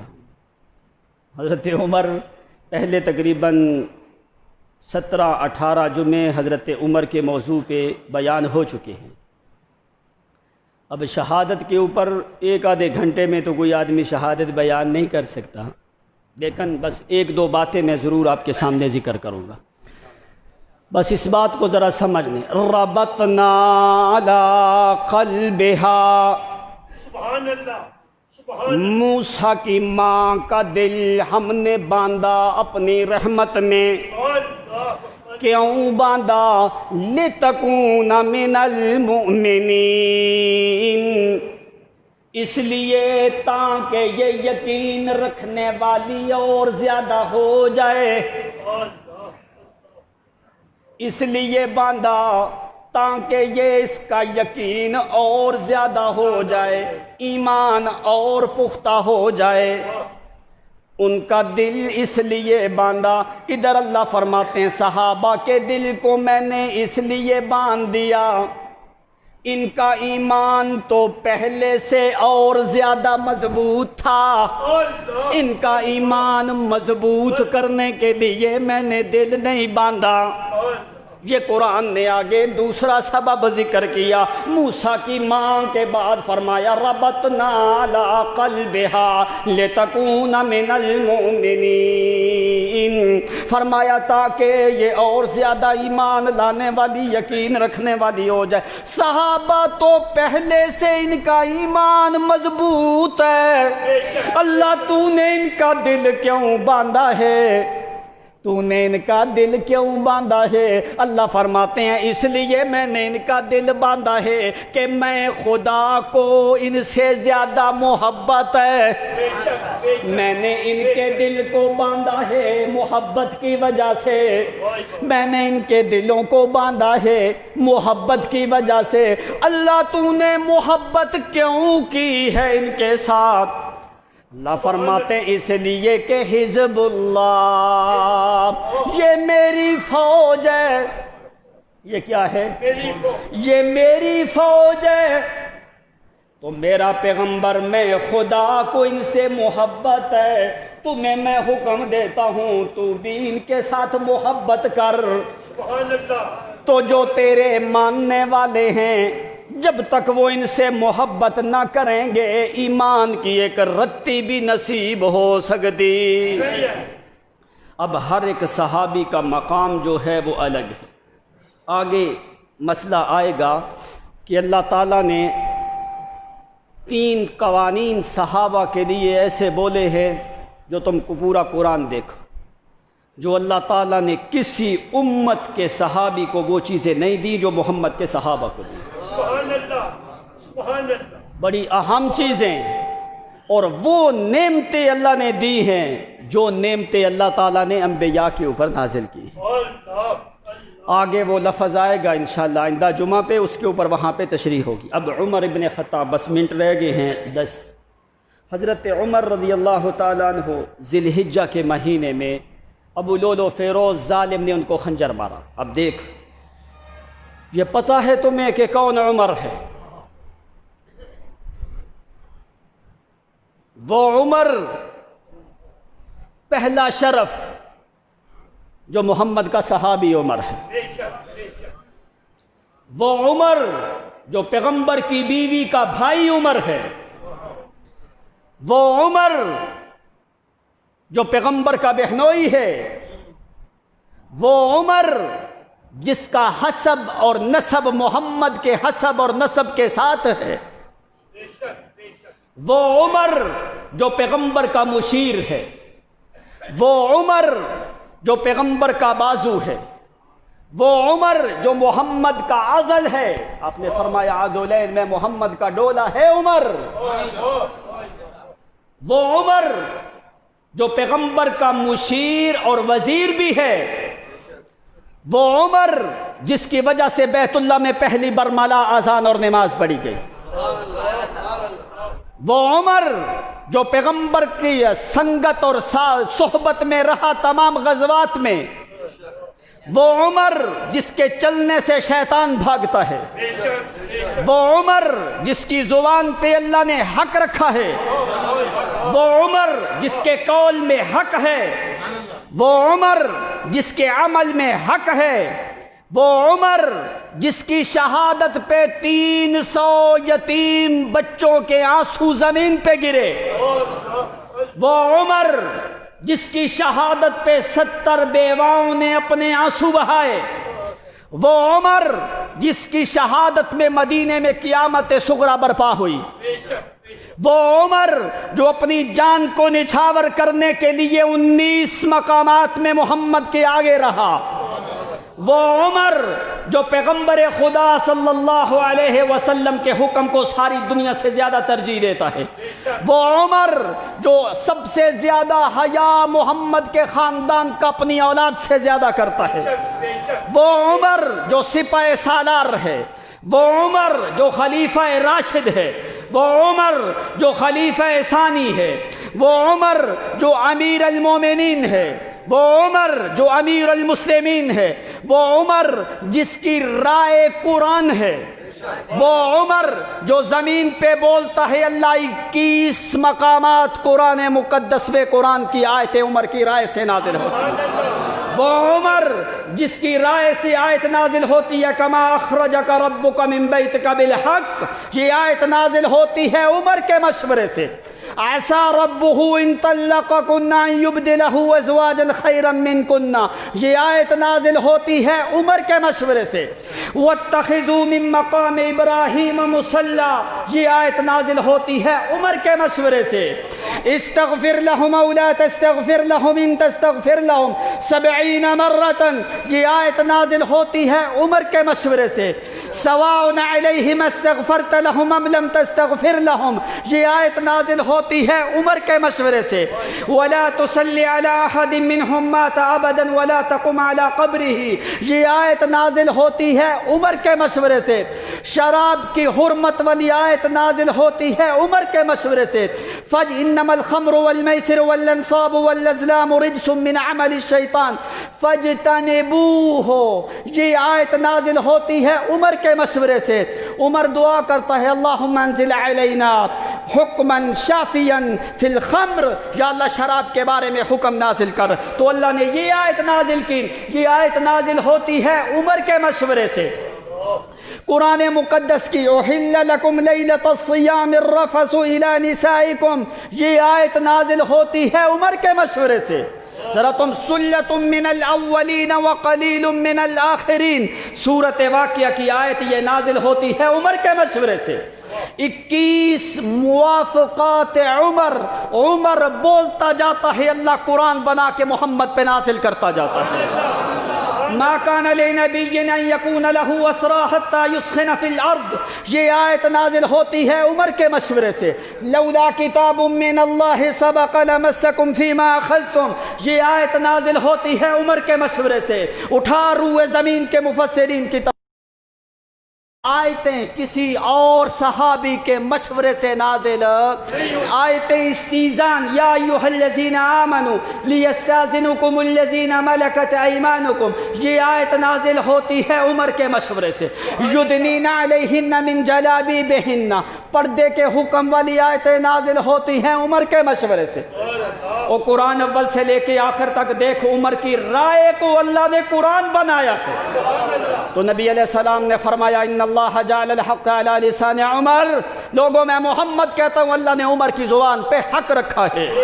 عمر کی زبان میں حق ہے، عمر کے قول میں حق ہے، عمر کے عمل میں حق ہے، عمر کی عدالت میں حق ہے، عمر کی امارت میں حق ہے، عمر کی امامت میں حق ہے، عمر کے جہاد میں حق ہے، عمر کی رائے میں حق ہے، عمر کے مشورے میں حق ہے، عمر کی موافقات میں حق ہے، عمر کے قول میں حق ہے، عمر کے بدر میں حق ہے، عمر کے جہاد میں حق ہے، عمر کی فتوحات میں حق ہے، عمر کی عدالت میں حق ہے، عمر کے عمل میں حق ہے، عمر کے قانون میں حق ہے، عمر کے نظام میں حق ہے، عمر کی شرافت میں حق ہے، عمر کی رات کو پہرے دینے میں حق ہے، عمر کی دعوت میں حق ہے، عمر کی کرامت میں حق ہے، عمر نے قرآن کو سمجھا تو حق ہے، عمر نے محمد کی سنت پہ عمل کیا تو حق ہے، عمر کے علم میں حق ہے، عمر کے عمل میں حق ہے، عمر کی سعادت میں حق ہے، عمر کی محنت میں حق ہے، عمر کی جدت اور جہدت میں حق ہے، عمر کی رعیت کے انتظام میں حق ہے، عمر کے خلق اور اخلاق میں حق ہے. اشدہم فی دین اللہ عمر، حق ہے. جعل الحق علی لسان عمر، حق ہے. الذین من بعد اقتدوا من بعد ابی بکر و عمر، حق ہے. ما سلک عمر، فرمایا جس راستے پہ عمر چلے شیطان وہ راستہ چھوڑ دیتا ہے. عمر کی چال میں اللہ نے حق رکھا ہے، عمر کی عبادت میں اللہ نے حق رکھا ہے، عمر کی دعوت میں اللہ نے حق رکھا ہے، عمر کی سعادت میں حق ہے، عمر کی شرافت میں حق ہے، عمر کی حیات میں حق ہے، عمر کی شہادت میں بھی اللہ نے حق رکھا ہے. عمر سے بڑھ کے محمد کے خاندان سے محبت کرنے والا کوئی اور دیکھا؟ اب صرف ایک مثال سن. مال فی آتا ہے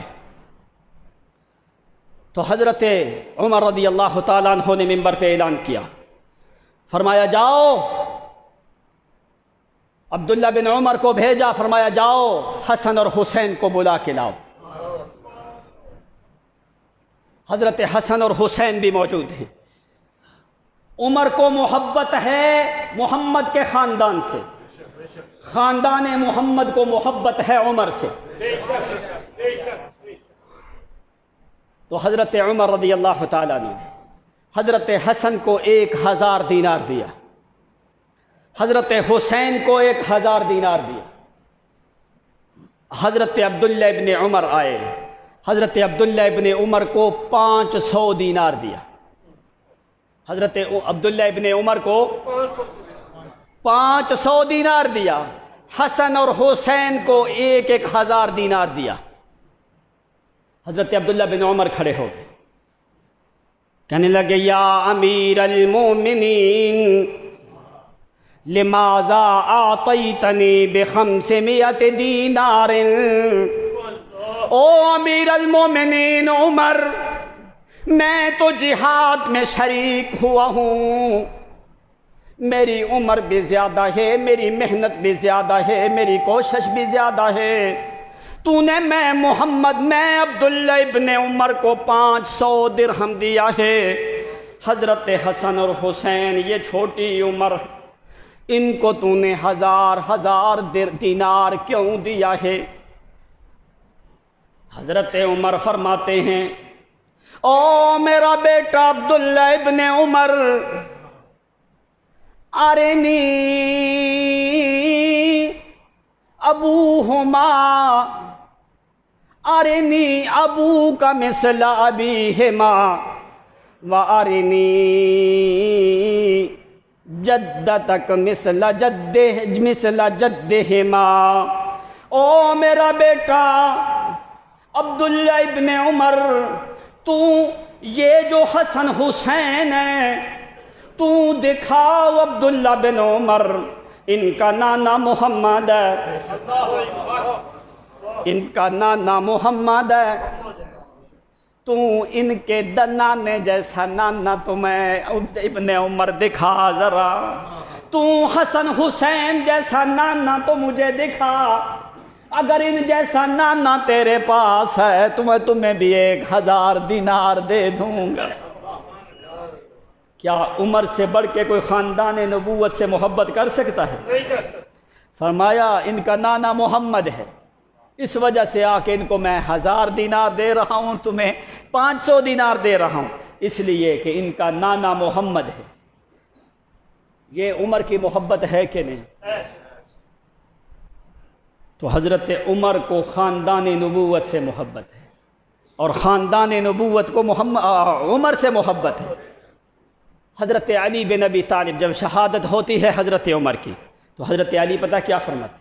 واللہ ما احب مثل ھذا المسجع بالثوب، حضرت علی فرماتے ہیں لوگوں مجھے اللہ کی قسم ہے، یہ جو کپڑے میں جس کی میت مبارک کو بند کیا گیا ہے، اللہ کی قسم اس سے بہتر بندہ میں نے نہیں دیکھا۔ کیوں؟ سب لوگوں سے اعمال نامہ جو ہے عمر کا صاف ہے، اس کا اعمال نامہ سب سے زیادہ وزنی ہے، تو میں علی کو محبت اس وجہ سے ہے عمر ابن خطاب سے، اس لیے کہ عمر کو محمد کے خاندان سے محبت ہے، میں علی کو عمر سے محبت ہے۔ علی کا نام لینا بڑا آسان ہے، لیکن حضرت علی کے اقوال پہ عمل کرنا یہ بہت مشکل کام ہے۔ عمر ابن خطاب وہ عدالت کا بادشاہ عمر تو وہ ہے جس کا محل نبی علیہ الصلوۃ والسلام جنت میں معراج کی رات پہلے دیکھ کے آئے ہیں۔ عمر کے لیے اللہ نے جنت کے محل پہلے تیار کر کے رکھے ہیں، تو جو عمر کے دشمن ہیں ان کے لیے اسفل السافلین پہلے سے تیار ہے۔ تو عمر کے بارے میں نبی علیہ لو کان بعدی نبی لکان عمر وانا خاتم النبیین، او لوگوں میں محمد کے بعد اگر کوئی نبی اللہ کریم بھیجتا تو میرے بعد عمر ابن خطاب کو اللہ نبی بنا دیتا۔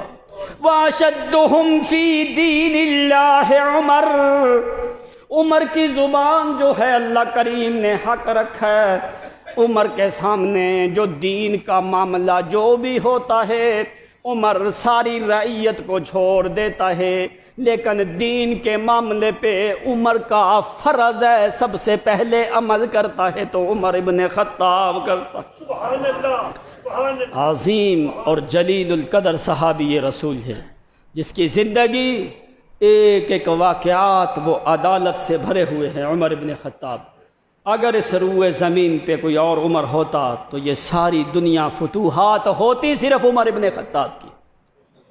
کیوں؟ جتنی فتوحات عمر ابن خطاب کی ہیں کوئی کم فتوحات ہیں حضرت عمر کی، اور عمر ابن خطاب کی عدالت جو ہے ساری دنیا کے سامنے ہے۔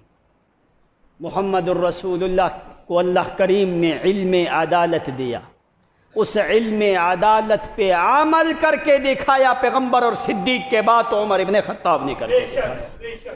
عدالت کا بادشاہ جس کی عدالت کے سامنے کوئی چیز بھی رکاوٹ بن سکتی، چاہے کو کتنا بڑا بادشاہ ہو، چاہے کو کتنا بڑا حاکم ہو۔ عمرو بن عاص کے بیٹے کے درمیان میں معاملہ ہو گیا، بس آخری بات سن لیں ابھی ٹائم بھی ہو گیا ہے۔ مصر میں گھوڑ دوڑ کا مقابلہ ہوا تو عمرو بن عاص کا بیٹا پیچھے رہ گیا، ایک مصری آگے نکل گیا، تو عمرو بن عاص کے بیٹے نے مصری کو تھپڑ مار دیا۔ وہ مصری شکایت لے کے مکہ میں آ گیا، حج کا موسم تھا۔ فرمایا یا امیر المومنین، تمہارے گورنر کے بیٹے نے مجھے تھپڑ مارا ہے۔ فرمایا کیوں؟ فرمایا یہ جہاد کے لیے گھوڑے تیار ہو رہے تھے، ان گھوڑوں میں دوڑ کا مقابلہ تھا، تو میں آگے نکل گیا تو تمہارے گورنر کے بیٹے نے مجھے تھپڑ مارا۔ حضرت عمر نے فرمایا اچھا ٹھیک ہے۔ وہاں پہ حضرت عمر نے قاصد بھیجا مصر میں، فرمایا جاؤ عمرو بن عاص کے بیٹے کو واپس بلا کے یہاں پہ مکہ میں لاؤ۔ جس وقت مکہ میں آتا، یہ عمر کی عدالت ہے، مکہ میں آئے تو حضرت عمر رضی اللہ تعالیٰ عنہ نے پوچھا اضربتہ، کیا تو نے اس کو تھپڑ مارا ہے؟ فرمایا ہاں مارا ہے۔ حضرت عمر نے اس مصری کو کھڑا کیا، فرمایا جس طرح اس نے تمہیں تھپڑ مارا ہے اسی طرح اس کو تھپڑ مار۔ اس ایک عام مصری نے گورنر کے بیٹے کے منہ کے اوپر تھپڑ مارا ہے۔ تو عمرو بن عاص بھی موجود ہیں، تو حضرت عمر نے فرمایا ولدتهم امہاتهم احرارا ومتى استعبدتم، کیسے تم نے ان کو غلام بنایا، ان کی ماؤں نے ان کو آزاد جنم دیا ہے، تم نے کیسے ان کو غلام بنا لیا؟ میں عمر کی عدالت کا یہ فیصلہ ہے، چاہے کر رعیت کا ادنا فرد ہو، ادھر گورنر اور امیر کا لڑکا بھی ہو، فیصلہ محمد کا حکم ہے عدل کرنا، قرآن کا حکم ہے عدل کرنا، چاہے میری خلافت رہے نہ رہے میں عمر عدل کر کے دکھاؤں۔ پھر ایک موقع نہیں آیا، تم تاریخ اٹھا کے دیکھو، ہزاروں واقعات ہیں عمر ابن خطاب کی عدالت کے۔ وہ عمر لمبا زمانہ حکومت کی، تو جس دن سے امیر المومنین عمر بنے خلیفہ، اس دن سے لے کے حضرت عمر ابن خطاب نے پیٹ بھر کے کھانا نہیں کھایا۔ جس دن سے عمر خلیفہ بنے، تاریخ اٹھاؤ، اس دن سے لے کے شاید کہ 10 سالہ دور خلافت عمر کا، ان 10 سالوں میں شاید کہ 3 یا 4 دفعہ عمر نے گوشت استعمال کیا ہے، 10 سالوں میں۔ تو حضرت عمر کا پیٹ بھوک کی وجہ سے یوں کمر کی ہڈی کے ساتھ یوں لگ جاتا ہے اور اندر سے ڈکار کی آواز نکلتی ہے۔ حضرت عمر پتہ کیا فرماتے؟ کر کر او تقرقر، اگر اے میرا پیٹ تیرے اندر سے آوازیں نکلتی رہیں، اللہ کی قسم میں تجھے پیٹ بھر کے کھانا نہیں دوں گا۔ کیوں؟ فرمایا اس وجہ سے کہ شاید کہ میں عمر کی رعیت میں کوئی بھوکا آدمی ہو تو وہ کل اللہ کے سامنے اللہ کی عدالت میں مقدمہ پیش کر دے کہ یا اللہ عمر نے پیٹ بھر کے کھانا کھایا اور میں بھوکا رہا، میں اس وجہ سے آ کے میں عمر امیر المومنین پیٹ بھر کے کھانا نہیں کھاتا۔ اس عمر کی عدالت اور جس کی عدالت کی یہ حالت ہے، اس کے ایمان کہاں تک پہنچا ہوگا؟ جس کے ایمان کی گواہی قرآن نے دی، جس کے عدالت کی گواہی محمد نے دی، جس کی عدالت کی گواہی صحابہ نے دی، اس کے ایمان اور عدالت میں شک ہو سکتا نہیں ہے۔ تو وہ عمر غزوے کا موقع ہے، انہوں نے حضرت عمر کی طرف پیغام بھیجا کہ ہماری طرف 1000 آدمی کی کمان بھیجو، 1000 آدمی کی کمان بھیجو۔ حضرت عمر کے پاس خط آیا، حضرت عمر نے اپنے صرف ایک ساتھی کو کھڑا کیا ہے، صرف ایک ساتھی کو کھڑا کیا ہے۔ اس ایک ساتھی کو کہا جاؤ فلاں مقام پہ تم چلے جاؤ، اور اس کو خط دے کے بھیجا۔ فرمایا تو نے 1000 آدمی کی کمان مانگی ہے، میں تیری طرف ایسا آدمی بھیج رہا ہوں جو 1000 آدمی کا مقابلہ کرے گا۔ یہ خط دے کے امیر المومنین عمر نے بھیج دیا۔ جس وقت قافلے میں پہنچا، وہ قافلے کے مجاہدین کے قائد جو ہیں وہ انتظار میں ہیں، انہوں نے کہا ہم نے عمر کو پیغام بھیجا 1000 آدمی کی کمان بھیجو، تو عمر نے صرف ایک آدمی بھیج دیا، اور اس ایک آدمی نے خط جو ہے وہ مسلمانوں کے قائد کے حوالے کیا۔ فرمایا یہ عمر نے خط دیا۔ خط دیکھ کے وہ قائد الجیوش امیر المسلمین والمجاہدین، اس نے جب خط دیکھا اور وہ اس آدمی کو دیکھتا ہے، خط کی دیکھتا ہے، پھر آدمی کو دیکھتا ہے، پھر خط کو دیکھا، پھر آدمی کو دیکھا، کیا اس میں ہیبت اور قوت ہے؟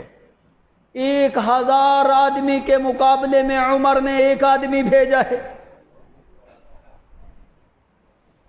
تو صحابی نے کہا عمر کی بات میں شک ہو سکتا نہیں ہے۔ عمر نے یہ ایسا کیوں کیا؟ عمر کا یقین ہے اللہ کی ذات پہ۔ بے شک بے شک۔ اس بندہ جو بھیجا عمر نے، اس میں شرف ہے صحابیت محمد کی کا، بے شک بے شک۔ اور اس میں شرف ہے یہ سیکھا متعلم ہے عمر کا، یہ صحابی ہے محمد کا، شاگرد ہے عمر کا۔ تو اس میں خصوصیت کیا ہے کہ 1000 آدمی کے مقابلے میں عمر نے اس کو بھیجا۔ جس وقت گئے سحری کے ٹائم پہ یہ صحابی پہاڑی کی چوٹی کے اوپر کھڑا ہو کے اس نے آواز بلند کی، اللہ اکبر۔ ایک آواز اس اکیلے آدمی نے لائی، باقی صحابہ کا لشکر نیچے۔ اس نے اللہ اکبر کی ایک آواز لگائی۔ کافر سمجھتے ہیں ہم نے سمجھا کہ مسلمانوں کا لاکھوں کا لشکر ہمارے اوپر غالب آ چکا ہے۔ کافر بغیر لڑائی کے اللہ تعالیٰ نے ان کو بھگا دیا۔ یہ قوت اور طاقت اللہ نے رکھی ہے عمر کے شاگرد میں، یہ قوت اور طاقت اللہ نے رکھی ہے جو عمر کا شاگرد ہے اور محمد کا صحابی ہے۔ یہ شرف کیوں ملا ہے؟ یہ بھیجنے والا عمر ہے۔ ان اللہ علی ظن عبدی، عمر کا یقین پختہ اللہ تعالیٰ کی ذات پہ ہے۔ اگر یقین نہ ہوتا تو اللہ تعالیٰ دریائے نیل کو اللہ عمر کے رکے کے تابع نہ کر دیتا۔ کوئی بندہ آج تک تم نے دیکھا ہے جو دریاؤں کی طرف خط لکھے؟ یہ کیوں لکھا؟ یہ عمر کا یقین ہے اللہ تعالیٰ کی ذات پہ۔ نیل کو خط لکھا، دریائے نیل کو، فرمایا اگر تو خون سے چلتا ہے تو کبھی نہ چلنا، اگر تو اللہ کے حکم سے چلتا ہے میں عمر کا رکا تیرے وجود میں آنے کی دیر لگے تو تجھے اللہ کی قسم تو چلے گا۔ میں عمر کا یقین اللہ کی ذات پہ اسی طرح ہے۔ عمر کے زمانے میں زلزلہ آتا ہے مدینے میں، حضرت عمر کے ہاتھ میں چھڑی ہے۔ یہ عمر کا کمال نہ سمجھنا، یہ عمر کے یقین اور ایمان کی قوت ہے اور یقین ہے اللہ کی ذات پہ۔ عمر کے ہاتھ میں چھڑی ہے، مدینے میں زلزلہ آنے لگا۔ عمر نے اپنی چھڑی کو زمین پہ مارا ہے، فرمایا بتا مدینے کی زمین کیا میں عمر عدل کرتا ہوں کہ نہیں کرتا؟ اگر میں عدل کرتا ہوں تو دوبارہ تیرے وجود میں حرکت اور جنبش نہ آئے، اگر میں عدل نہیں کرتا تو فرمایا دوبارہ حرکت کرنی شروع کر دے۔ اللہ کی قسم پورا مدینہ گواہ ہے، کہتا ہے عمر نے چھڑی رکھی ہے، دوبارہ زمین کی ہمت نہیں کہ اس میں زلزلہ اور جنبش اور حرکت آئے۔ یہ قوت ایمانی ہے عمر کی، یہ یقین ہے عمر کا اللہ کی ذات پہ۔ تو اس لیے عمر نے فرمایا میرا یقین اللہ کی ذات پہ اس طرح ہے، پہاڑ بڑے بڑے ہوں، میں عمر کہوں یا اللہ ان پہاڑوں کو پھاڑ دے، میں عمر نے گزرنا ہے۔ تو عمر کہتے ہیں مجھے اللہ کی قسم اگر میں کہوں تو پہاڑ پھٹے گا، میں عمر ضرور گزروں گا۔ یہ ساری باتیں ہیں یقین اور ایمان کی۔ اس طرح جب تیرا ایمان ہوتا ہے پھر اللہ کریم مستجاب الدعوات، تو بولتا جاتا ہے تو اللہ کریم قبول کرتا جاتا ہے۔ یہ وہ عمر ہے، عمر کی شہادت میں عمر کی دعا کی قبولیت ہے۔ عمر نے دعا پتہ کیا کی تھی؟ اللہم امتنی فی بلد رسول اللہ، اللہ مجھے موت دے شہادت کی، مجھے زندگی دے سعادت کی، مجھے موت دے شہادت کی، موت بھی دے تو شہادت کی، مجھے موت بھی دے شہادت کی، اور دے بھی محمد کے شہر میں۔ اللہ میں محمد کے شہر سے نکلنا نہیں چاہتا، مجھے موت بھی دے شہادت کی، اور مجھے موت دے بھی محمد کے شہر میں۔ اللہ میں نے محمد کے شہر سے نکلنا، موت بھی دے شہادت کی، زندگی دے سعادت کی، موت دے شہادت کی، دے بھی تو محمد کے شہر میں۔ اب لوگ حیران ہوتے ہیں، کہتے ہیں امیر المومنین ابھی تو امن کا زمانہ ہے، خلافت، سارے لوگ مسلمان ہیں، اے عمر یہ تیری دعا کیسے قبول ہوگی؟ کون بندہ ہے جو مسلمانوں کی حکومت میں ایسا معاملہ کر سکے؟ اے عمر تو مانگتا ہے موت شہادت کی، موت بھی مانگتا ہے شہادت کی، اور پھر شہادت بھی مانگتا ہے محمد کے شہر میں۔ عمر یہ دو چیزیں متضاد ہے، ہمیں یہ سمجھ۔ حضرت عمر فرماتے ہیں بتاؤ تمہارا خدا پہ یقین ہے کہ کوئی نہیں؟ فرمایا اللہ کی ذات پہ یقین ہے، میں عمر کا یقین ہے، میں جو بھی اللہ سے مانگتا ہوں اللہ مجھے دیتا جاتا ہے۔ اگر میں نے اللہ سے شہادت مانگی ہے تو اللہ مجھے ضرور دے گا، اگر میں نے محمد کا شہر مانگا ہے تو اللہ کریم مجھے ضرور دے گا۔ اللہ کریم نے دعا قبول کی ہے، اللہ کریم نے فرمایا عمر تو نے محمد کا شہر مانگا، میں نے تجھے محمد کا مصلی دیا ہے، تو نے شہر محمد کا مانگا ہے، میں نے تجھے منبر بھی محمد کا دیا ہے، محراب بھی محمد کا دیا ہے، میں نے تجھے مصلی بھی محمد کا دیا ہے۔ کیوں؟ عمر کی شہادت محمد کے محراب میں ہوتی ہے، تو عمر کی دعا قبول ہوتی ہے کہ ابو لولو فیروز جس نے 27 ذی الحجہ کو عمر کے اوپر حملہ کیا ہے، ذات الطرفین بسکین، دو دھاری خنجر کے ساتھ عمر کے پیٹ میں بار کیا ہے۔ حضرت عمر رضی اللہ تعالیٰ عنہ کا پیٹ کے اندر سے انتریاں جو ہیں وہ باہر آ جاتی ہیں، رکھ کے پھر اندر رکھتے ہیں۔ یہ حالت اور کیفیت ہے، دودھ پلایا ہے عمر کو، پیٹ کے راستے سے دودھ باہر نکل جاتا ہے، تو حضرت عمر زخمی حالت میں، عبداللہ ابن عمر نے اپنی گود میں سر مبارک رکھا ہے عمر کا۔ حضرت عمر فرماتے ہیں بیٹا ہٹ جا۔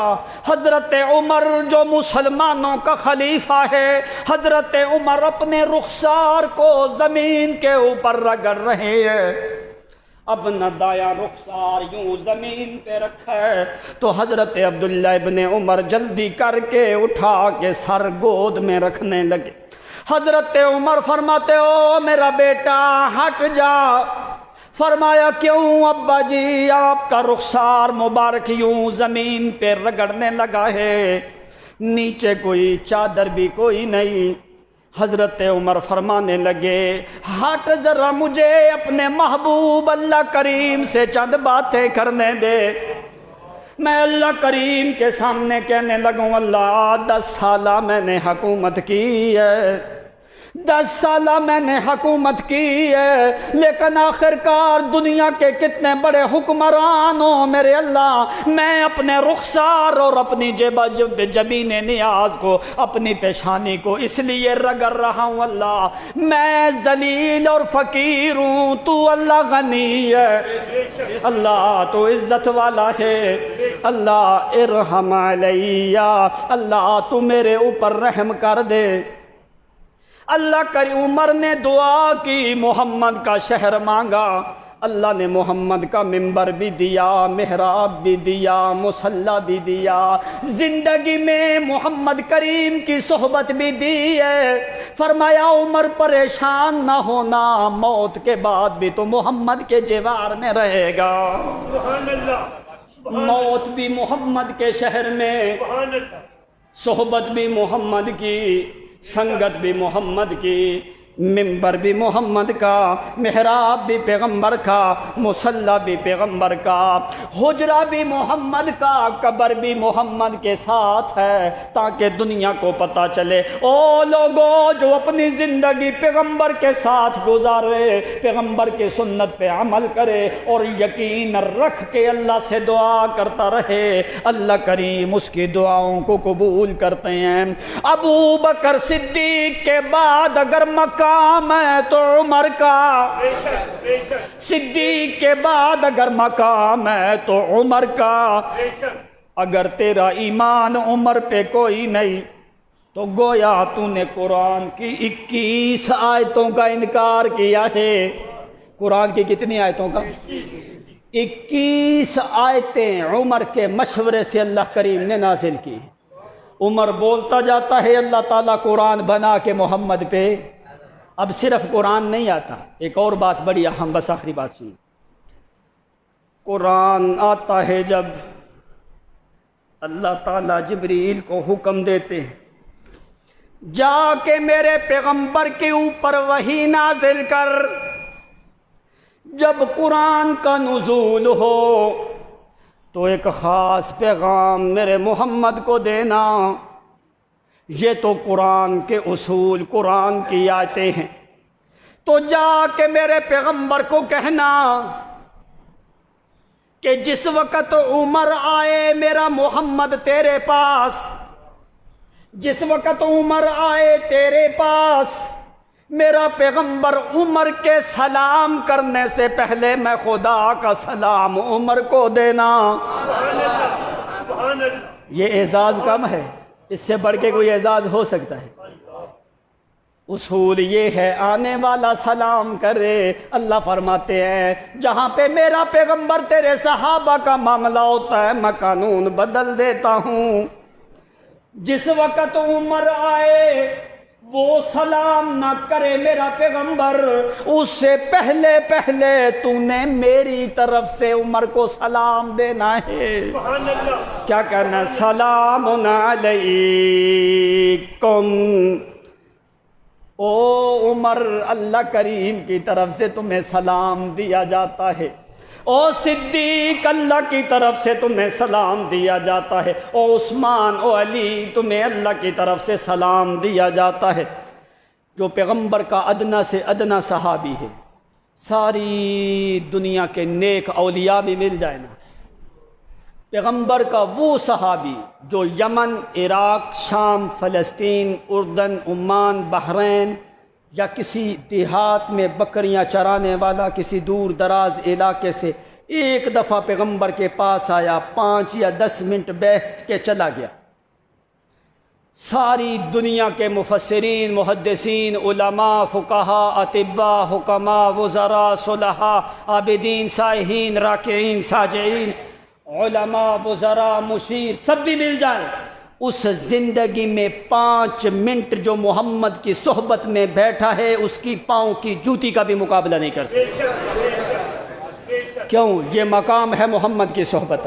اب ساری چیزیں چھوڑ دو، صرف ایک بات ذہن میں رکھو، کیا پیغمبر کو دیکھنا اس سے بڑھ کے کوئی روئے زمین میں عمل ہے؟ نہیں ہے۔ کیا کوئی ہے عمل؟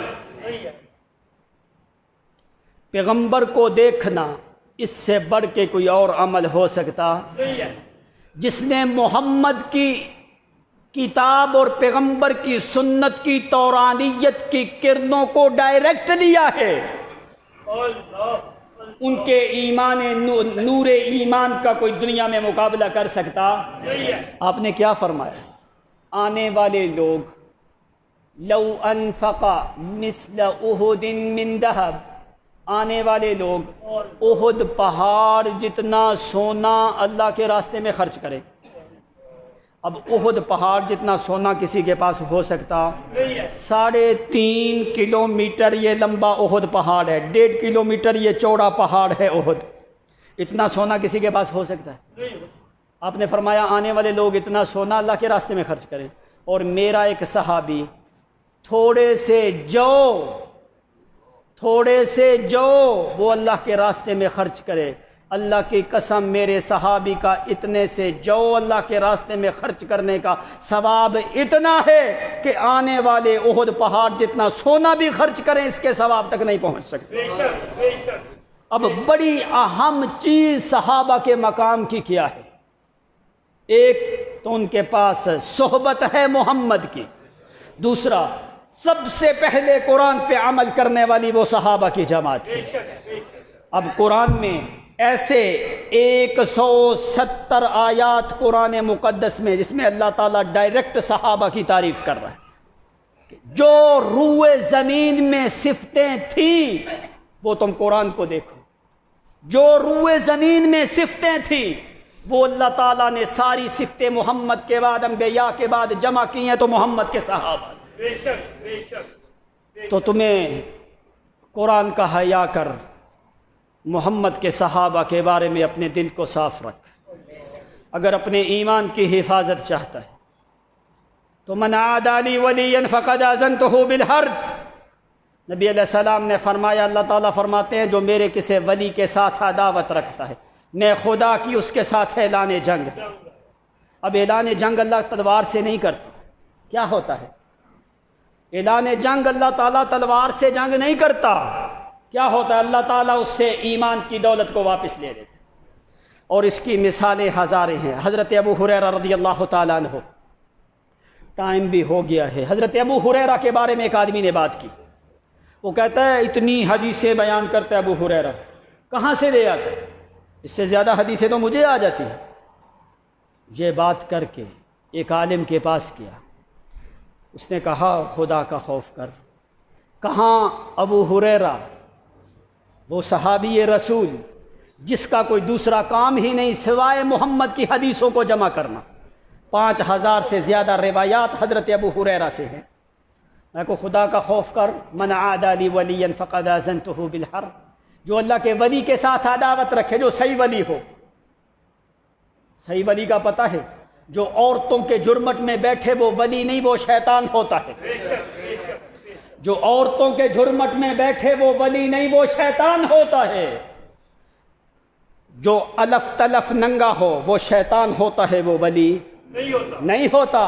جو 14 دن نہائے نہیں، جو پاؤں جو سر کے بالوں کو میڈیاں لگائے اور کڑے باندھے اور نگینے پہنے، دھاگے باندھے، لوہا باندھے، اتنے بڑے منکوں والی تسبیحاں پہنے، عورتوں کے اوپر دم جھاڑ کرے، وہ ولی نہیں، وہ شیطان ہوتا ہے.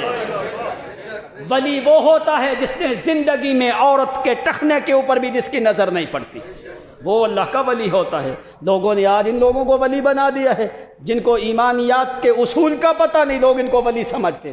آج تمہارے ہاں وہ ولی ہے جو بالکل کپڑوں سے عاری ہو، شراب کا مخمر اور نشہ جو ہے دت ہو، شراب میں زانی اور بدکار ہو، عورتوں کو غلط قسم کے کام کرنے والا ہو، اور عورتوں کے ڈولوں کے اوپر تعویذ لکھنے والا ہو، عورتوں کی محفل میں بیٹھنے والا ہو، قبروں کی پوجا کرنے والا ہو، شراب نوشی کرنے والا ہو، شراب کا رسیہ ہو، راتیں جس کی میخانوں میں گزریں، دن جن کے چکلوں میں گزریں، وہ ولی ہو سکتے؟ وہ شیطان کے ساتھی ہوتے ہیں. جو حقیقی ولی ہوتا ہے اس کی نظر بھی کسی عورت غیر محرم کے لباس کے اوپر بھی پڑتی نہیں ہے. ایسے ولی کے ساتھ ساری دنیا کے ولی مل جائیں، صحابہ سے بڑھ کے اس دنیا میں کوئی اللہ کا ولی ہو سکتا نہیں ہے. اس نے ابو ہریرہ کے بارے میں بات کی. چند ہی ایام گزرے اور اس نے قرآن کا انکار کر دیا، اس نے پیغمبر کی شریعت کا انکار کر دیا. آخر کار مرتد ہو کے وہ آخر میں مر گیا. وہ عالم گواہ ہے، اس نے کہا میں نے پہلے دن اس کو کہا تھا. یہ پیغمبر کی حدیث ہے، جو کسی صحابی یا اللہ کے ولی کی توہین کرے یا عداوت رکھے، اللہ تعالیٰ اس سے ایمان کی دولت کو چھین آخر کار کافر اور مرتد ہو کے جہنم واصل ہوتے. اس لیے اگر اپنے ایمان کی حفاظت چاہتے ہو، اگر اللہ تعالیٰ سے رحمت کی امید رکھتے ہو، تو قرآن کا حیا کر کے صحابہ سے ہمیشہ اپنے دل میں محبت رکھ. اگر تیری صحابہ سے محبت ہے گویا کہ تم نے محمد سے محبت کی ہے. اگر محمد سے محبت کی ہے تو نے محمد کی کتاب سے محبت کی. اگر اللہ کی کتاب سے محبت کیا تو اللہ تیرے ساتھ خود محبت کرے گا. اس لیے آپ نے فرمایا اتقوا اللہ اتقوا اللہ اتقوا اللہ. اور لوگوں میرے صحابہ کے بارے میں اللہ سے ڈر جانا، میرے صحابہ کے بارے میں اللہ سے ڈر جانا. اللہ سے دعا کرو اللہ تعالیٰ ایمان ہمارا ثابت رکھے قرآن اور حدیث کے مطابق، ہمارے دل میں اہل بیت اور صحابہ کی محبت سے ہمارے دل کو منور رکھے. واخر دعوانا